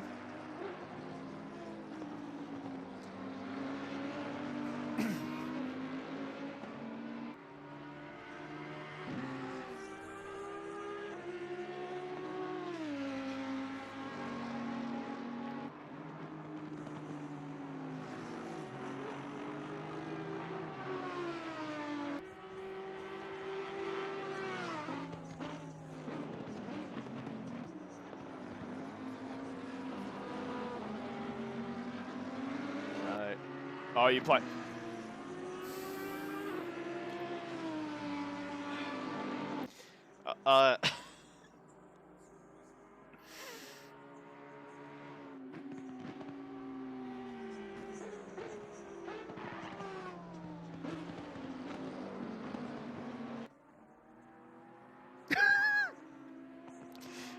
You play Wreckfest and you're complaining about someone hitting each other.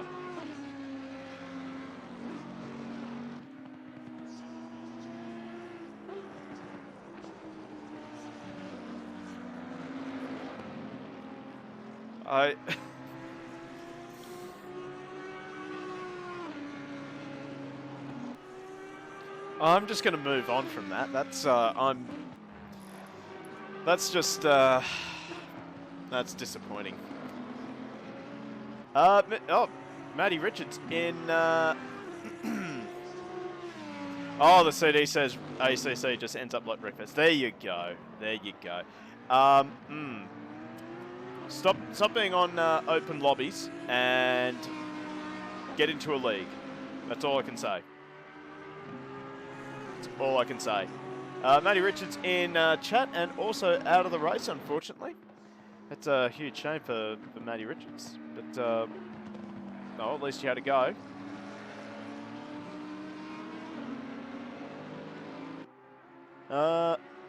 Try and find someone in close proximity to someone else.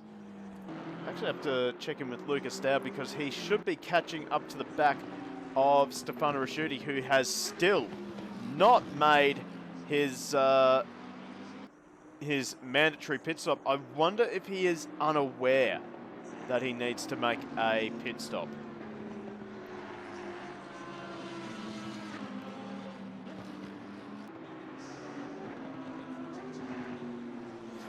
Yep.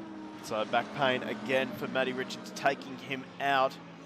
You need to get your back fixed up. Like, I don't know. Get like an iron rod and like put it in your back or something. Maybe that'll help. Perhaps. Bad driving, yeah, right. Oh, action up ahead of Rasciuti. This is not what he wants to see. He's got he had a small battle. James Honor getting out of the way of Rasciuti.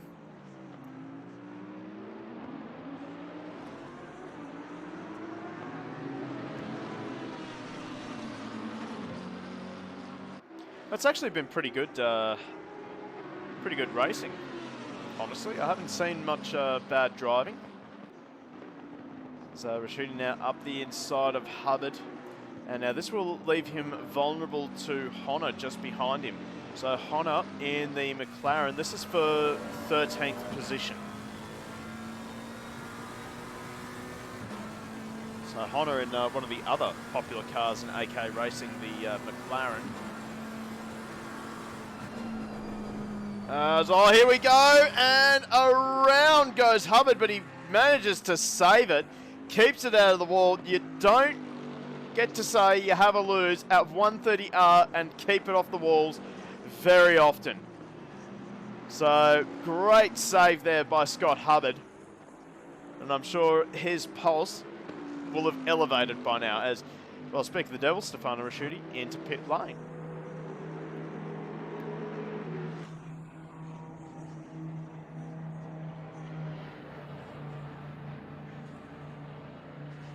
Mr. Gretsch starting in rookies for OOR this week. Yeah, OOR is a very good league. They definitely have their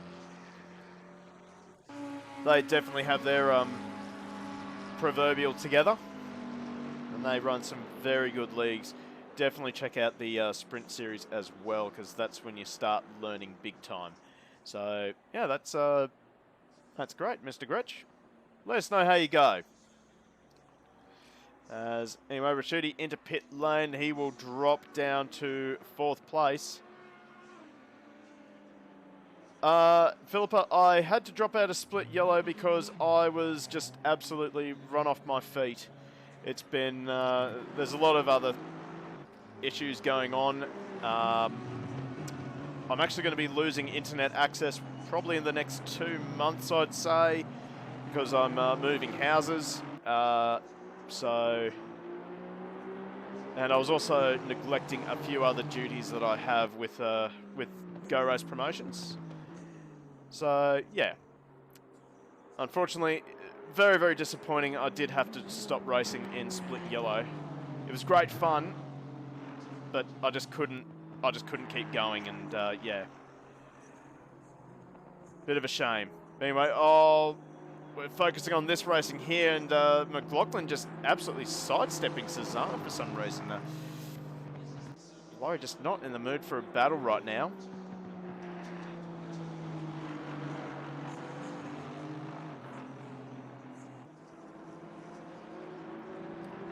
So Suzuka continues on.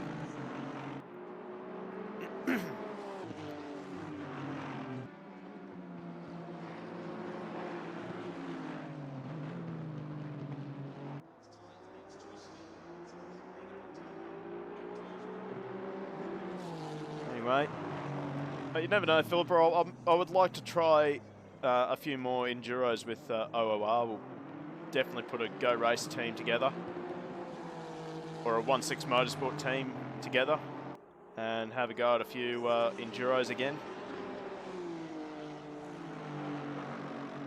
Got no shortage of good drivers that I can select from in the Go Race Discord.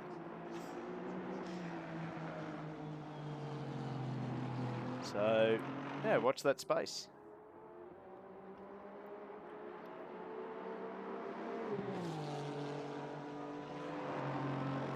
Clan yourself in Porsche for sprint next season.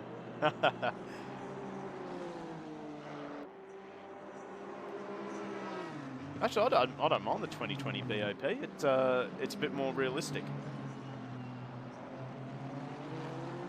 and the GTR is actually competitive. And I've heard that the GTR is going to get a buff as well. Is that true?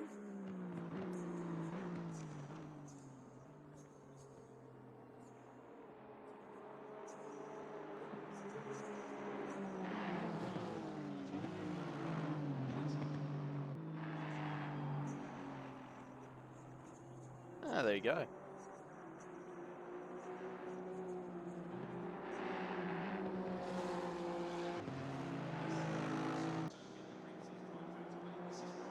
Thought someone mentioned that the GTR was going to get a buff though in one of the next updates.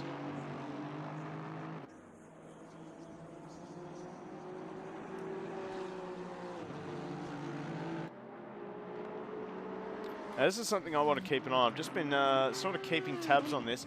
The gap between Andy O'Hara and Lucas Dowd. So it was 15 seconds at the last split. We'll see where it is as O'Hara crosses the line. Solid P1, hello, welcome again to another stream. So O'Hara's actually catching. He's got the gap down by a 10th. He's got 43 minutes to go. He surely can close the gap to Lucas Dowd and maybe give a bit of a challenge to the number 89 BMW.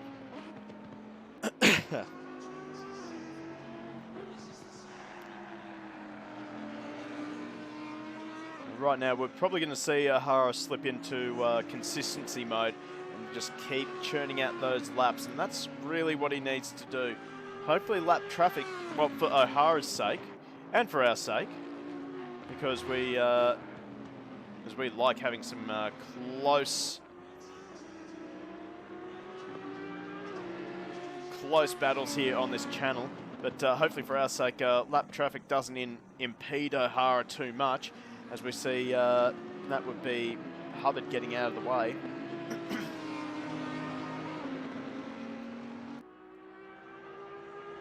Notable stuff was 720's minor nerf, almost unnoticeable, inverted commas, at Silverstone, Barcelona and Nürburgring, and Honda buff on a fair few tracks. Okay.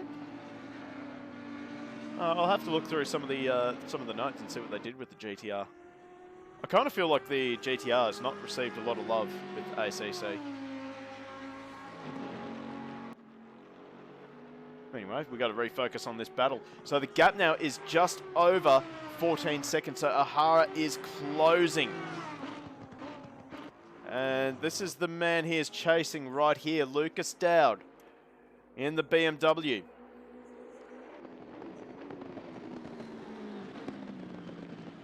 GTR, no changes. Oh, God damn. Like I said, GTR is not loved. Not loved by Kunos. Hello, Fabtron344. Thank you for the follow.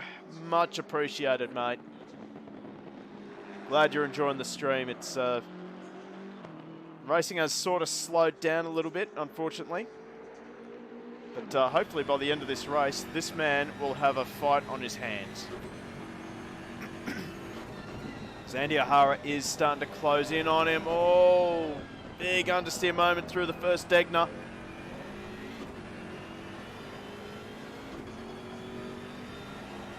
Oh, yeah. So, Marsden. Stefan Marsden, where is he? Just found him. There he is. He's just got into pit lane. So much for that. Risky Biscuit just got the game yesterday, and I keep getting Brands Hatch. And where can I find all the players? Do you go into the server browser? Because that's where you can find different tracks and different people, or different people racing. So Marsden now into pit lane. Yep, definitely get involved with the league.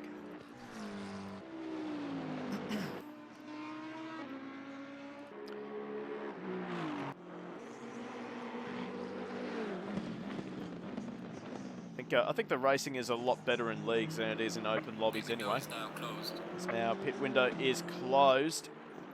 I don't know if Marsden, if that pit stop's going to count. Surely it is. So we see Chris Munro back into pit lane. So I don't know what's going on with the Lexus. Play with game as the racing is cleaner. Oh, I'm not playing with AI. Yeah, that's a good call. Good call, Mr. Gretsch. Now the gap is down to just over 13.5 seconds between Andy O'Hara and Lucas Dowd. So it could be on in the next, hopefully in the next half hour. So have a look at Lucas Dowd's previous lap time at 2:02.1. So the BMW is suffering in the later stages of this race, whereas if we look at O'Hara, 2:01.4. So the Audi is coming. Simon Phillips is back into pit lane, so that is interesting. So I wonder if a few drivers are just going with a two-stop strategy.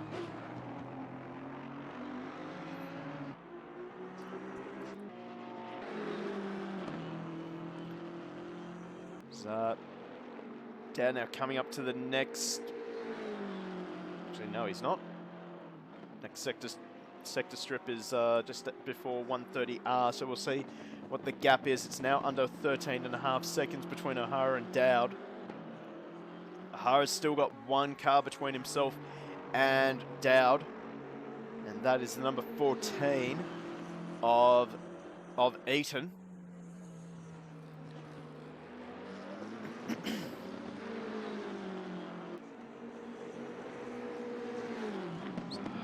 I have a feeling that, that this BMW is just starting to grain its tyres a little bit on the front. Now under 13 seconds.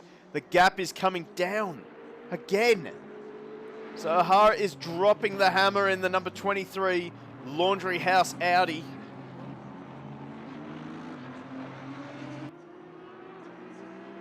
And now Eaton gets out of the way and allows O'Hara to go through.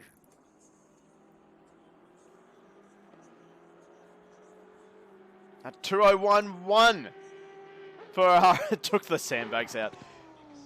He's run the executable no sandbags.exe.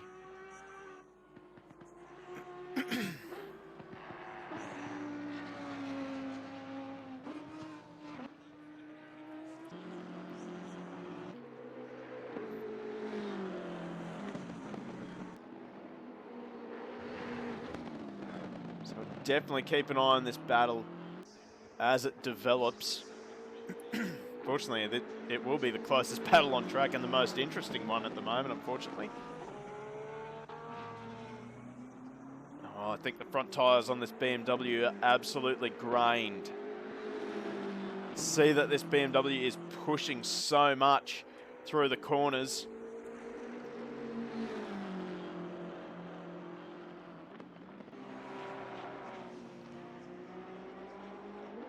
This will be frustrating to Lucas Dowd. Still with 36 minutes left to run for Dowd, the best thing he can do is just ignore that split time going down and just stick to a rhythm. And if O'Hara catches him, just make this BMW, as big as it already is, even bigger.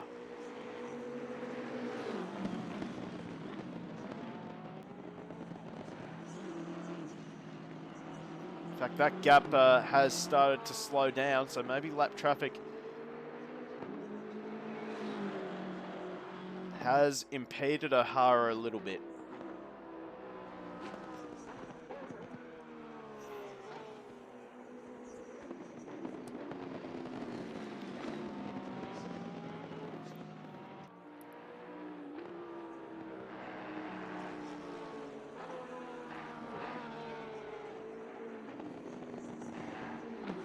Oh, we have a stop-go penalty, 30 seconds for David Ross down in 16th place.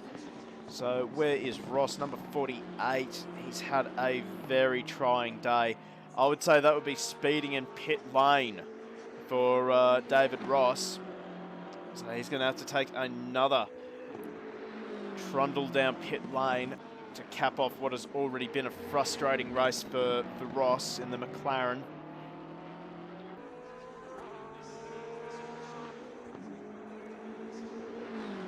Oh, now the gap's come down again. It's under 12 seconds between O'Hara and Dowd. But now Dowd's coming up on lap traffic again.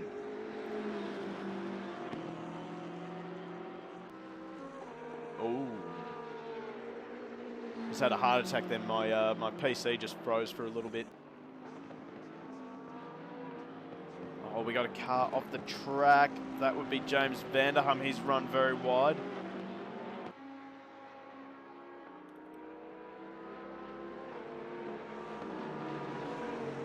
Philippa, he's coming up on lap traffic. This is going to hurt him a little bit because Ferguson and Vanderham are getting close, even though Vanderham will now have blue flags shown to him.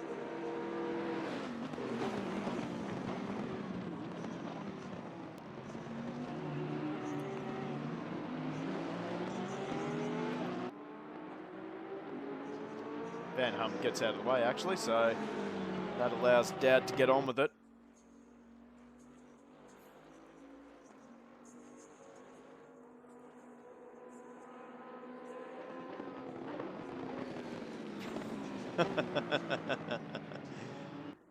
Blue flags.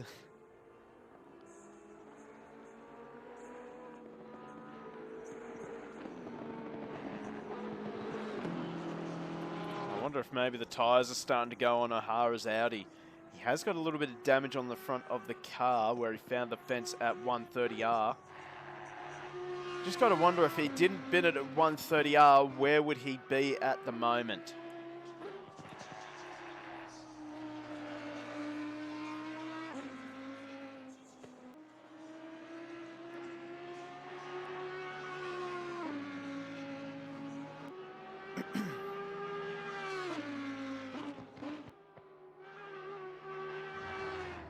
More worried about his fuel load. I think he's been doing a lot of fuel saving when he was behind Ricciuti and Phillips, so he might be able to make it. You never know.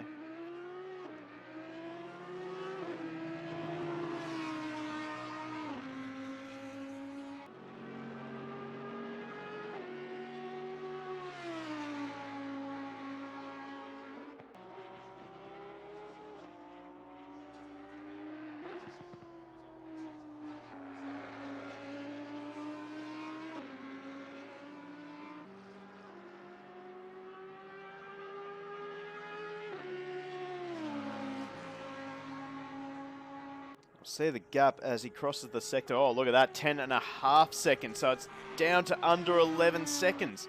O'Hara is coming. He is actually closing in on the back of Lucas Dowd.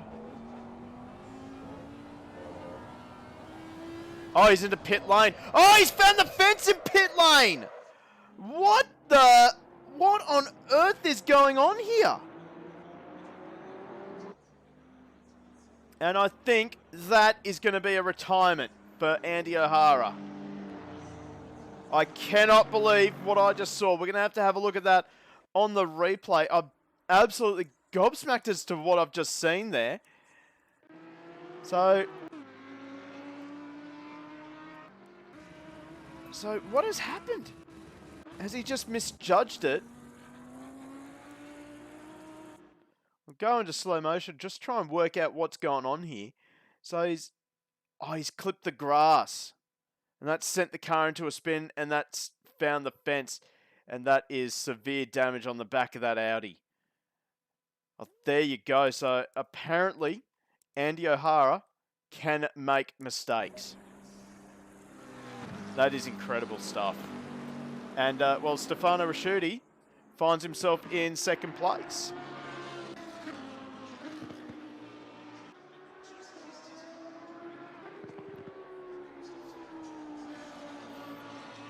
Never before seen footage. And you're seeing it here on Go Race Promotions Twitch. Send that into every media outlet. Yeah, someone clip it. We'll put that in the AK Discord. Proof that Andy O'Hara is actually human.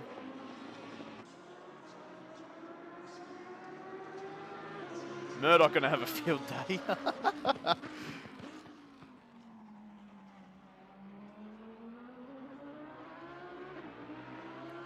It's a delayed version of the Y2K virus.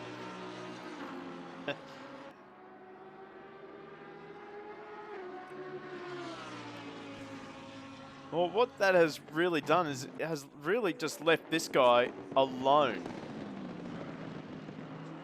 to win this race. He's got half an hour, over 40 seconds, almost half a lap actually, over his nearest rival.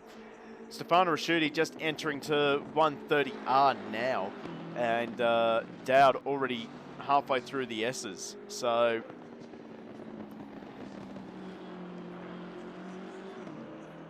wow. This race has truly had it all, and now O'Hara just sliding down the leaderboard.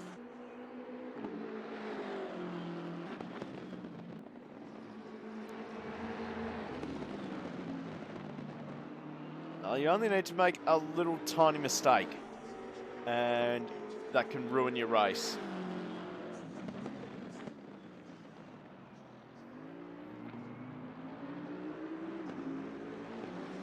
In the meantime, what that means is that we can start focusing on a few other people around the track.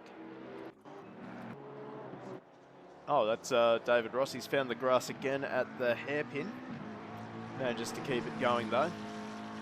Now, Suzuka is fought back to 11th. So, had a lot of people have some disastrous races at the moment, as O'Hara now rejoins the circuit down in 9th place. That is absolutely heartbreaking for me. So there he is, the Laundry House Audi.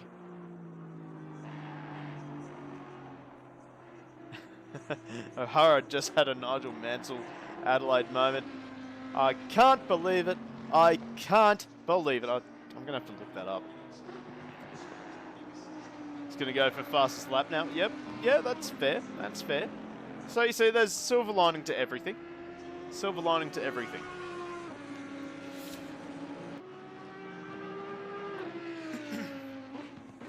And actually, Lucas Dowd is into pit lane, so that's going to drive the the shoe-in even further for Andrew O'Hara. He could have taken the lead of the race after that pit stop, that splash and dash.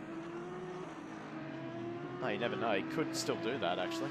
Well, he's down in 11th, and he's chasing Anthony Suzuka, who is not there.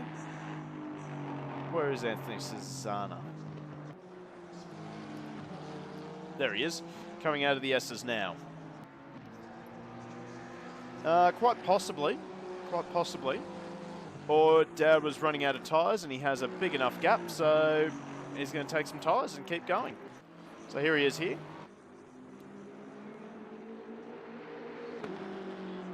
Oh, that's a really good point, actually, Philippa.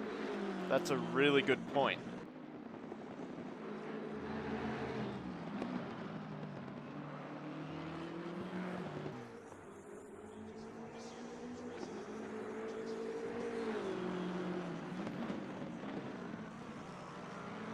I'll have to take note of that and make sure that when with Go Race Sim Sports put our own ACC events up. We don't have that. And speaking of Go Race Sim Sports and ACC, if you're looking for a quick way to just dip your toe into some ACC action, Go Race Sim Sports has got their first ACC event on the 1st of May. We're running a 2-hour race at Bathurst. It's going to be a multi-class event. So we've got GT3, GT4, Porsche Cup and Super Trofeo all on track at the same time for 2 hours. It's just a standalone event. No need to commit to a full series. And yeah, it should be a good way for a few people just to dip their toes into ACC. Good way for us to dip our toes into ACC as well. It's as our first event in ACC.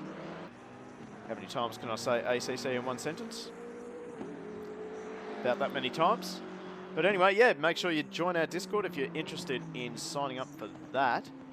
So, whoa. Let me just work on my typing skills. There we go.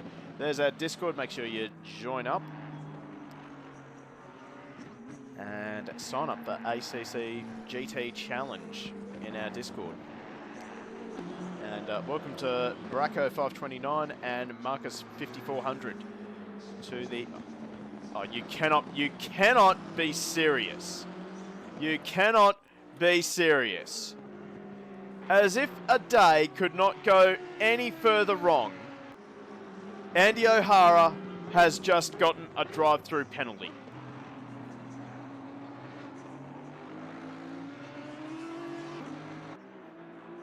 Let's see if he manages to keep it out of the wall. He does indeed. Oh, jeez. How much more bad luck can one man get? Replay go. What do you want to replay for, Ruka?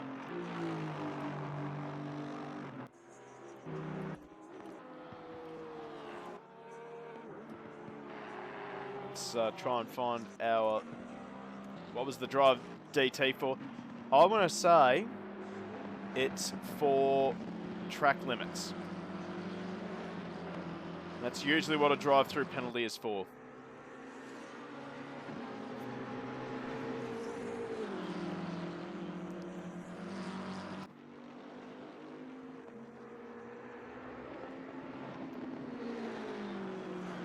And it would be just running a little bit wide coming out of spoon, more than likely.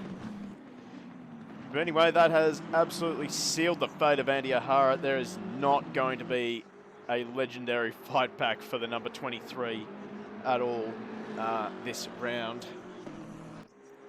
Which is a huge shame because he was really closing in on the back of Lucas Dowd. And, well, fortunately he made a stop in pit lane, grabbed the grass on the entry and absolutely sent the Audi into the fence. Did so much damage. He's lost about a lap and a half on the leaders. This race has absolutely claimed so many drivers. It claimed Anthony Cesano, it claimed Andy O'Hara. Suzuka, the 2 hours of Suzuka has just been a brutal, brutal race.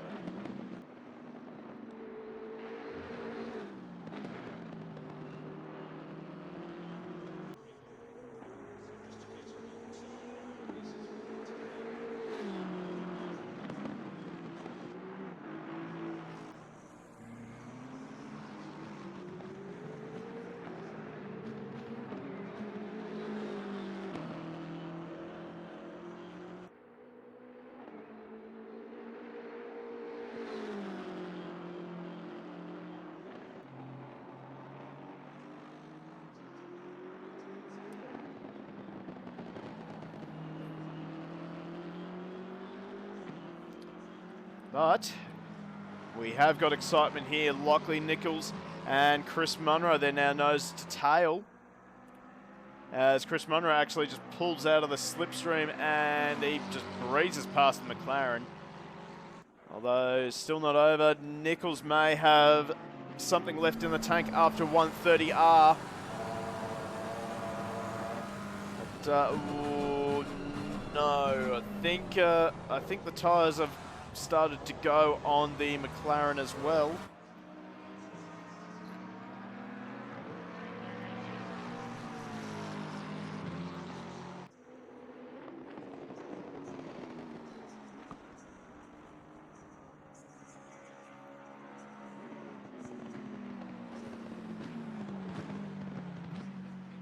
And so Chris Munro moves up to 5th place. It's been a great battle, great drive from Chris Munro, and he still has damage on the front of this Lexus. He started way down in 11th, and he's managed to fight his way up to the top 5. So it's been another great drive from Chris Munro. We're used to seeing him in the V8 Supercars pulling off those sorts of feat, but now, well, he's showing he can do it in a Assetto Corsa Competizione as well, in GT3s. So Munro moves on to 5th place. We'll see if he can close the gap to Stefan Marsden in the number 30 Aston, who's just come out of the hairpin now. This is the man he is chasing.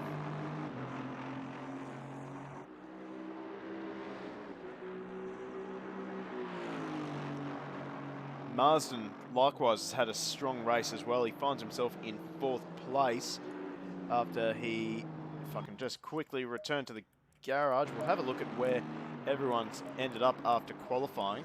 So Marsden started 10th and is now up to 4th. Munro 11th, now up to 5th.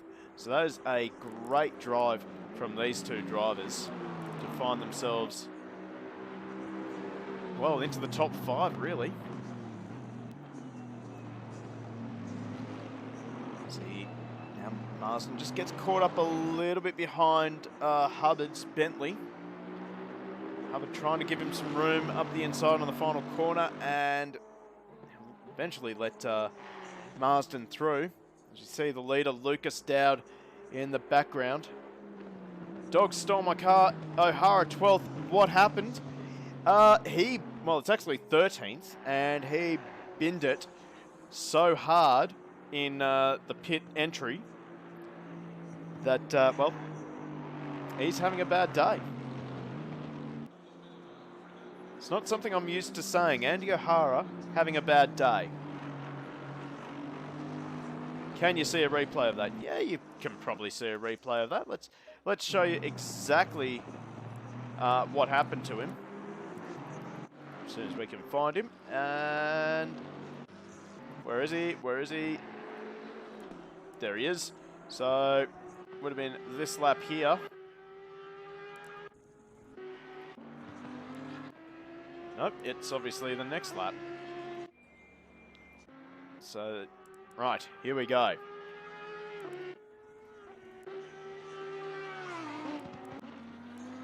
So he also had a spin at 130R, but this is the incident that has taken O'Hara out.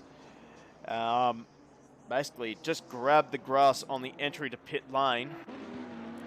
So we'll bring back the speed so you can see exactly what happened. So he's just grabbed the grass and found the fence around 3 times into the fence. And that put a lot of damage on the number 23. And that has basically ended his chances of winning.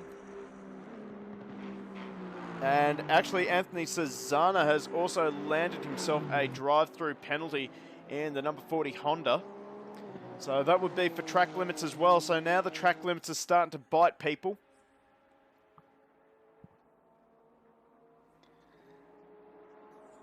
Oh yeah, then Andy O'Hara got a drive-through for track limits. So this race has really claimed a lot of drivers. So Cesana having the race to forget. He started on the front row, and well, it's just gone downhill. He lost it at 130R. So 130R has been claiming a lot of victims today. In fact, since we're going through replays, we may as well show you the replay of car 40, I mean. And here's a bin. There it is. So he had an absolute shocker of a lap. So here it is here. Bang, into the fence. So just lost the rear. Typical Honda mid-engine slide. Honestly, O'Hara and Phillips lucky not to be involved. And then unfortunately for Suzuka, instead of coming into pit lane to repair the damage, he continued on for a lap, probably thinking that he could manage it, and well, he just spent a lap spinning around and around and around. But the race from hell has just gotten worse for Suzuka as he's landed a drive-through penalty.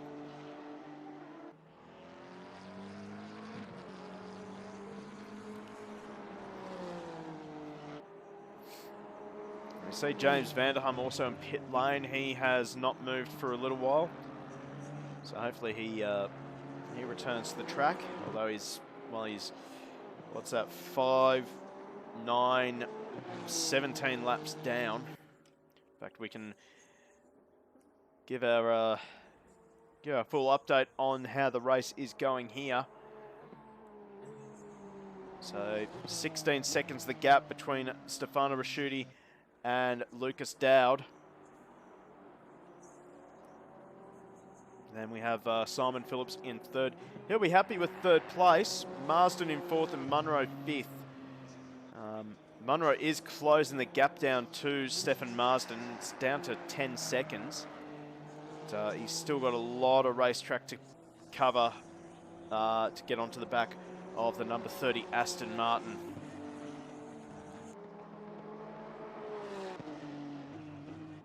A driver who's really been very quiet as well has been this man here, Lachlan Nichols.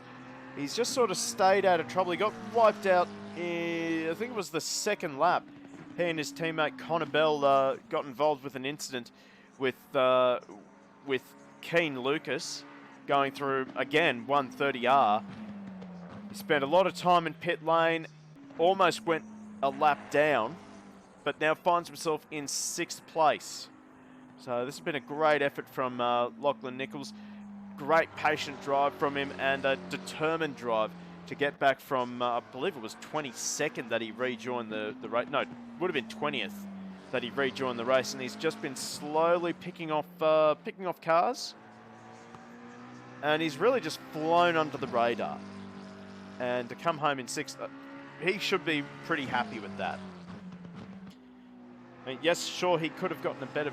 He could be getting a better result, but honestly, after the race he's had,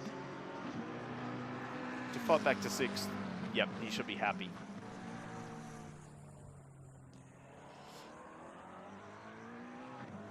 Doing the Lance Stroll, just keep driving and let the dominoes fall around you. Yep, that's a fair analogy.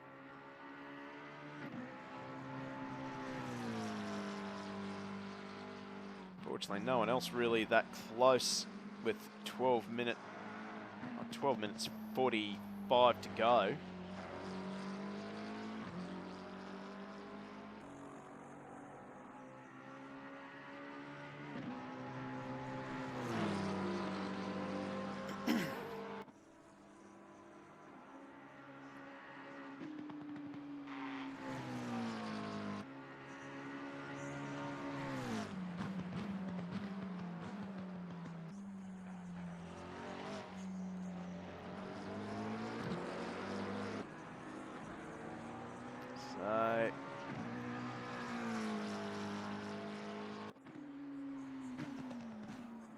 As the clock ticks down, 12 minutes to go, roughly 6 laps left to run in this race. Lucas Dowd's still your leader.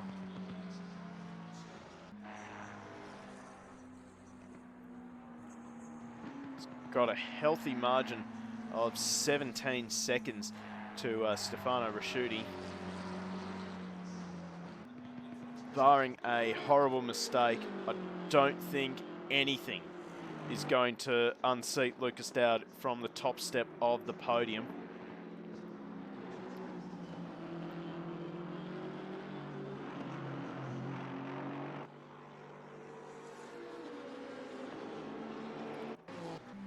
I just had someone point out, Mr. Gretchen chat pointing out that O'Hara, well there we go, O'Hara 159.8, 159.7. So fastest lap of the race for Andy O'Hara. That is a very, very fast lap time. And I'd say he has definitely activated the Rage executable program.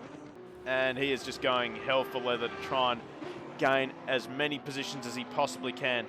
He's already closed onto the back of Ferguson in the Porsche ahead of him. So I do expect this to be a clinical move from O'Hara's. Yes, straight away, indicator is on for Ferguson. He's just going to let O'Hara through.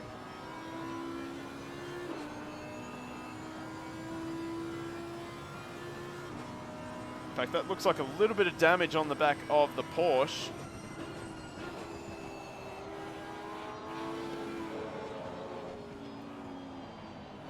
As Ferguson runs wide at Spoon.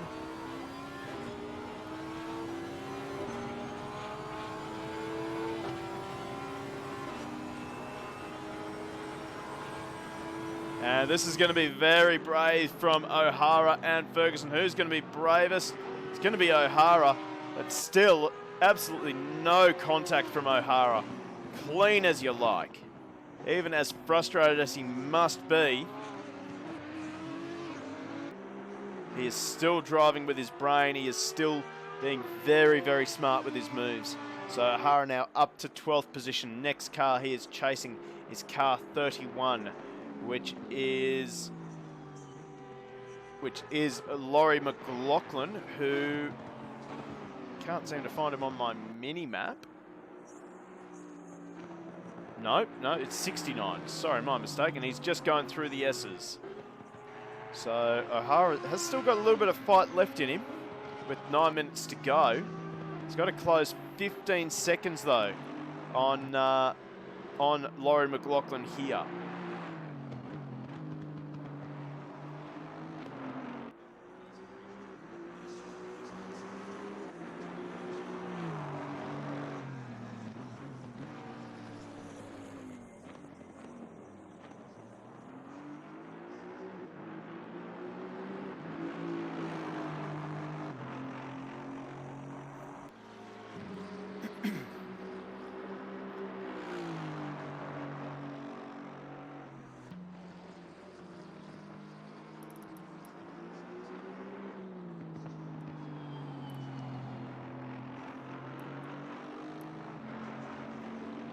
Unfortunately, the field is just so strung out.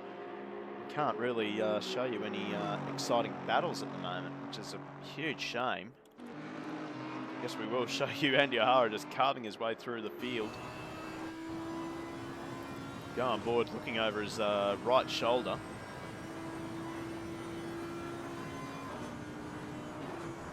Oh, we have a yellow flag out. Someone has binned it. I think that would be David Ross, and there he is. So Dave Ross has he has absolutely binned it big time at 130R, and he's trying to just find a safe way back onto the circuit. Dave Ross, it's been a character building race to say the least. He's had a lot of spins in this McLaren. Still probably trying to find his feet with the 720. Sure that Dave will get to grips with it by the time we end the season. Meanwhile, 2 minutes 7 for Andy O'Hara on the previous lap. That's pretty well moving.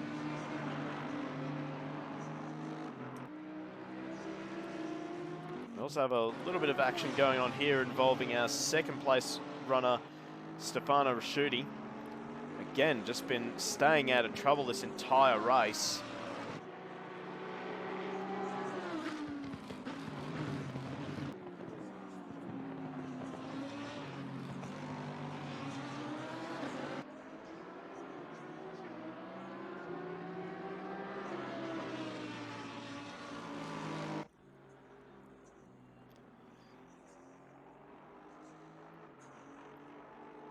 So Rasciuti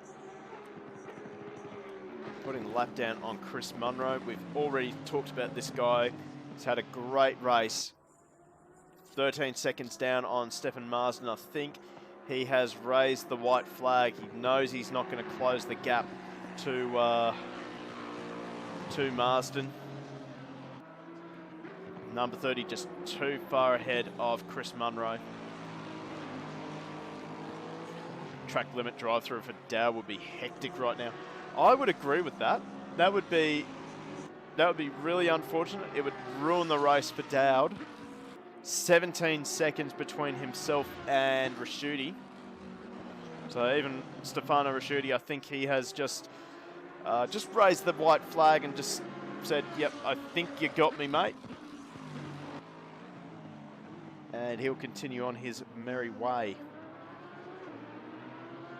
He'll be happy to take second place as well, I think.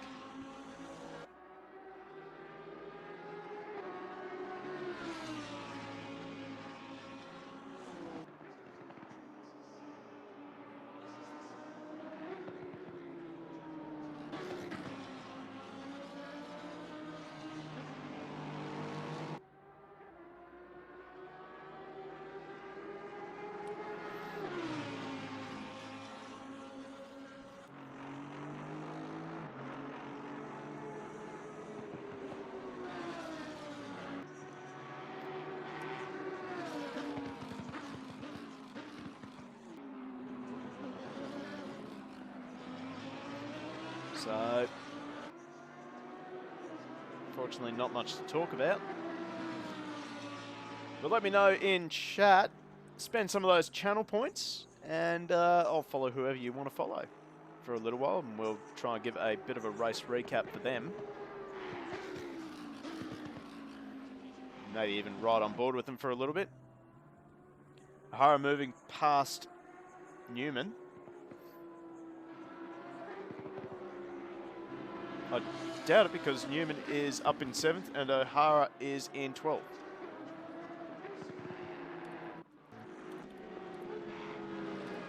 Not for position, of course, yeah, well.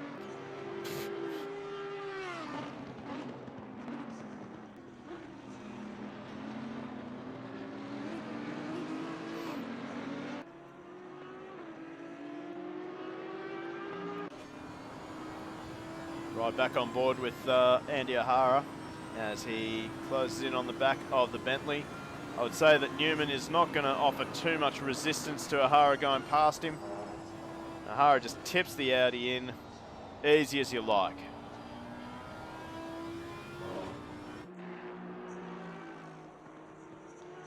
He is on a mission. He's closed the gap down to just over 5 seconds between himself and McLaughlin, but still, again, I don't think he's going to have enough time to close onto the back of the 69 and make the move. I've only got 2 minutes 55 left on the clock, so... Oh, Chris Munro, no! Munro, the latest to fall victim to the drive-through gods. And he will go through pit lane at, I believe it is 60 kilometers per hour. No, sorry, I think it's just under 50. So that will be for track limits for sure. And he's going to take that immediately. Oh, he just manages to get it into pit lane. He's going to be pretty frustrated by that. He manages to get it slowed down. Hopefully he slowed it down in time before that speed limit line. We'll check where Lachlan Nichols is. Nichols is just hooning down the back straight. That would be the worst, wouldn't it, Ruka? Just you get a stop-go penalty for speeding in pit lane while serving your drive-through. It's happened before. It's happened that many times. It's not funny. I think Munro should hold on to that position easily over Lachlan Nichols. And looks like Munro does get away with it. No speeding for him. Anyway, let's try and find Andy O'Hara again, as he's actually really closed in on the back of Laurie McLaughlin. Minute 30 to go on the clock. The next lap will more than likely be the final lap.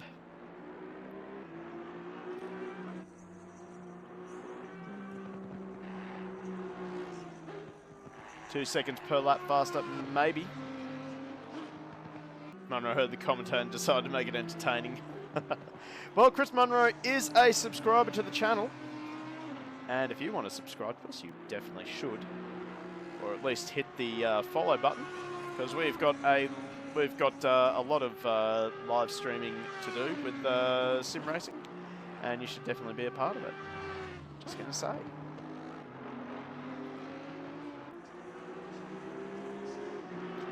Oh, we got one car off at turn 2. That's number 18 of Scott Hubbard. But let's try. Well, we've still got a lap to go, but we'll continue to follow. Continue to follow Laurie McLaughlin. You like the Discord? That's fair enough. That's close enough. Anyway. Nope, that's not the button I wanted. That's the button I wanted. So now Laurie McLaughlin has got a battle on his hands with Andy O'Hara closing in on the back of the number 69. We would hope with one lap to go that we have got a battle on our hand.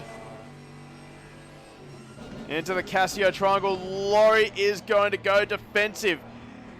But O'Hara's going to get the drive out of the final corner. Look at that. He's all over the back of him. McLaughlin will hold the inside line down the front straight.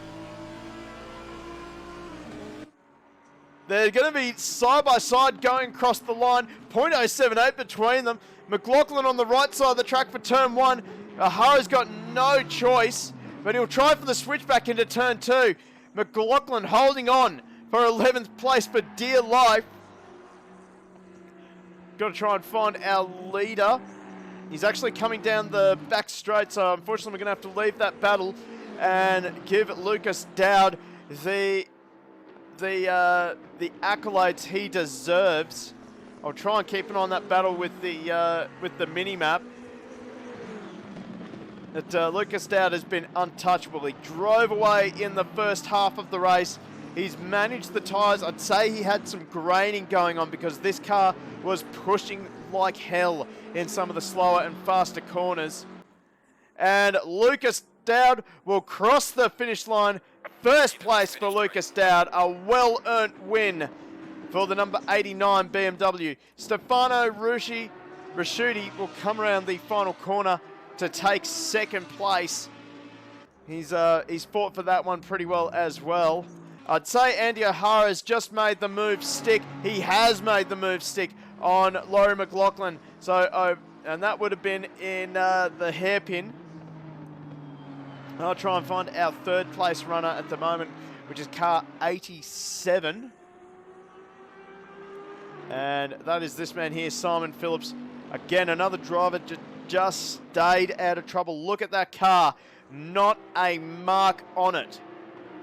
Another driver who's just had a great race. He avoided carnage in front of him. He avoided the chaos.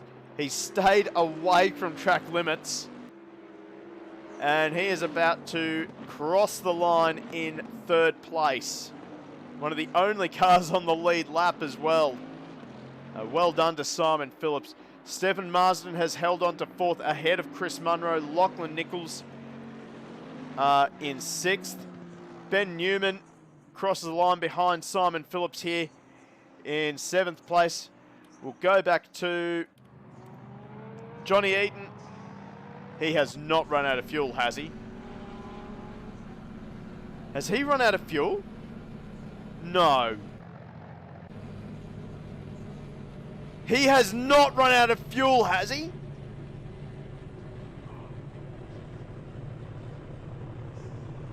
He's just crawling across the line.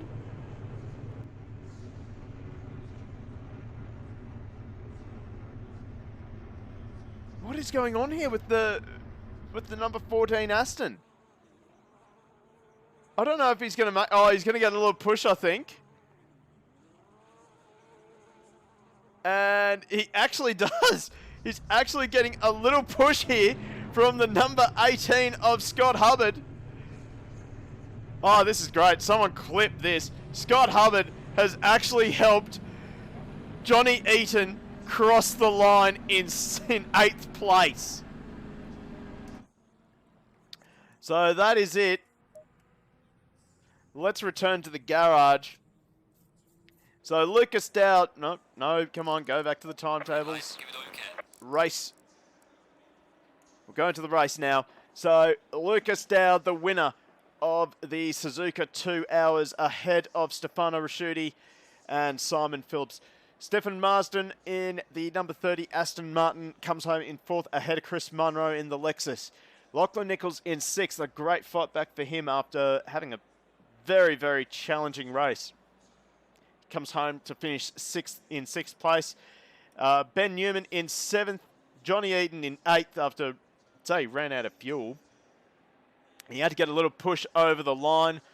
Anthony Susanna, another driver who had a shocking race, comes home in 9th after starting in 2nd. He's going to be absolutely fuming with that. James Honor in 10th. Andy O'Hara, absolute heartbreak for O'Hara in 11th place. Laurie McLaughlin in 12th.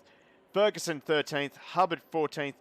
And Ross rounding out the runners in 15th position. Then we have Vanderham, Richards, Thomas, Green, Thornton, Lucas and Bell, all DNFs in that race. So what an exciting race, actually. We're going to wrap this stream up right here. So, geez, driver of the race, that's going to be a tough one for me. Personally, I think Chris Munro and Marsden deserve drivers of the race. They came from 10th and 11th respectively, and they finished 4th and 5th. So I think that's a joint driver of the race for Chris Munro and Marsden. Munro definitely had a lot more battle scars on his car, so he's maybe found the wall somewhere or found someone in front of him. Who knows? But either way, he battled with that damage all race long, and he still managed to finish in 5th place. But I think Lucas Dowd was just untouchable tonight. That BMW just worked like a charm, and well, fortunately for him, O'Hara just was not on it tonight, and he had a bit of a shocking night. He'll be very willing to forget what happened tonight and just focus on the next one. Well, anyway, that is going to wrap us up here tonight. I'd like to thank everyone for joining the stream tonight, almost 3 hours. And well, we look forward to seeing you in the next one. We should be streaming, I believe, Friday night for GT Club's V8 Ute series. And, well, then we'll have a bit of a break because we'll be away in Lithgow for the KZ2 Super Series. So there'll be no stream next Sunday, but we'll be back the Sunday after. So anyway, we're going to wrap it up here. Thank you very much for joining, and we will see you next time.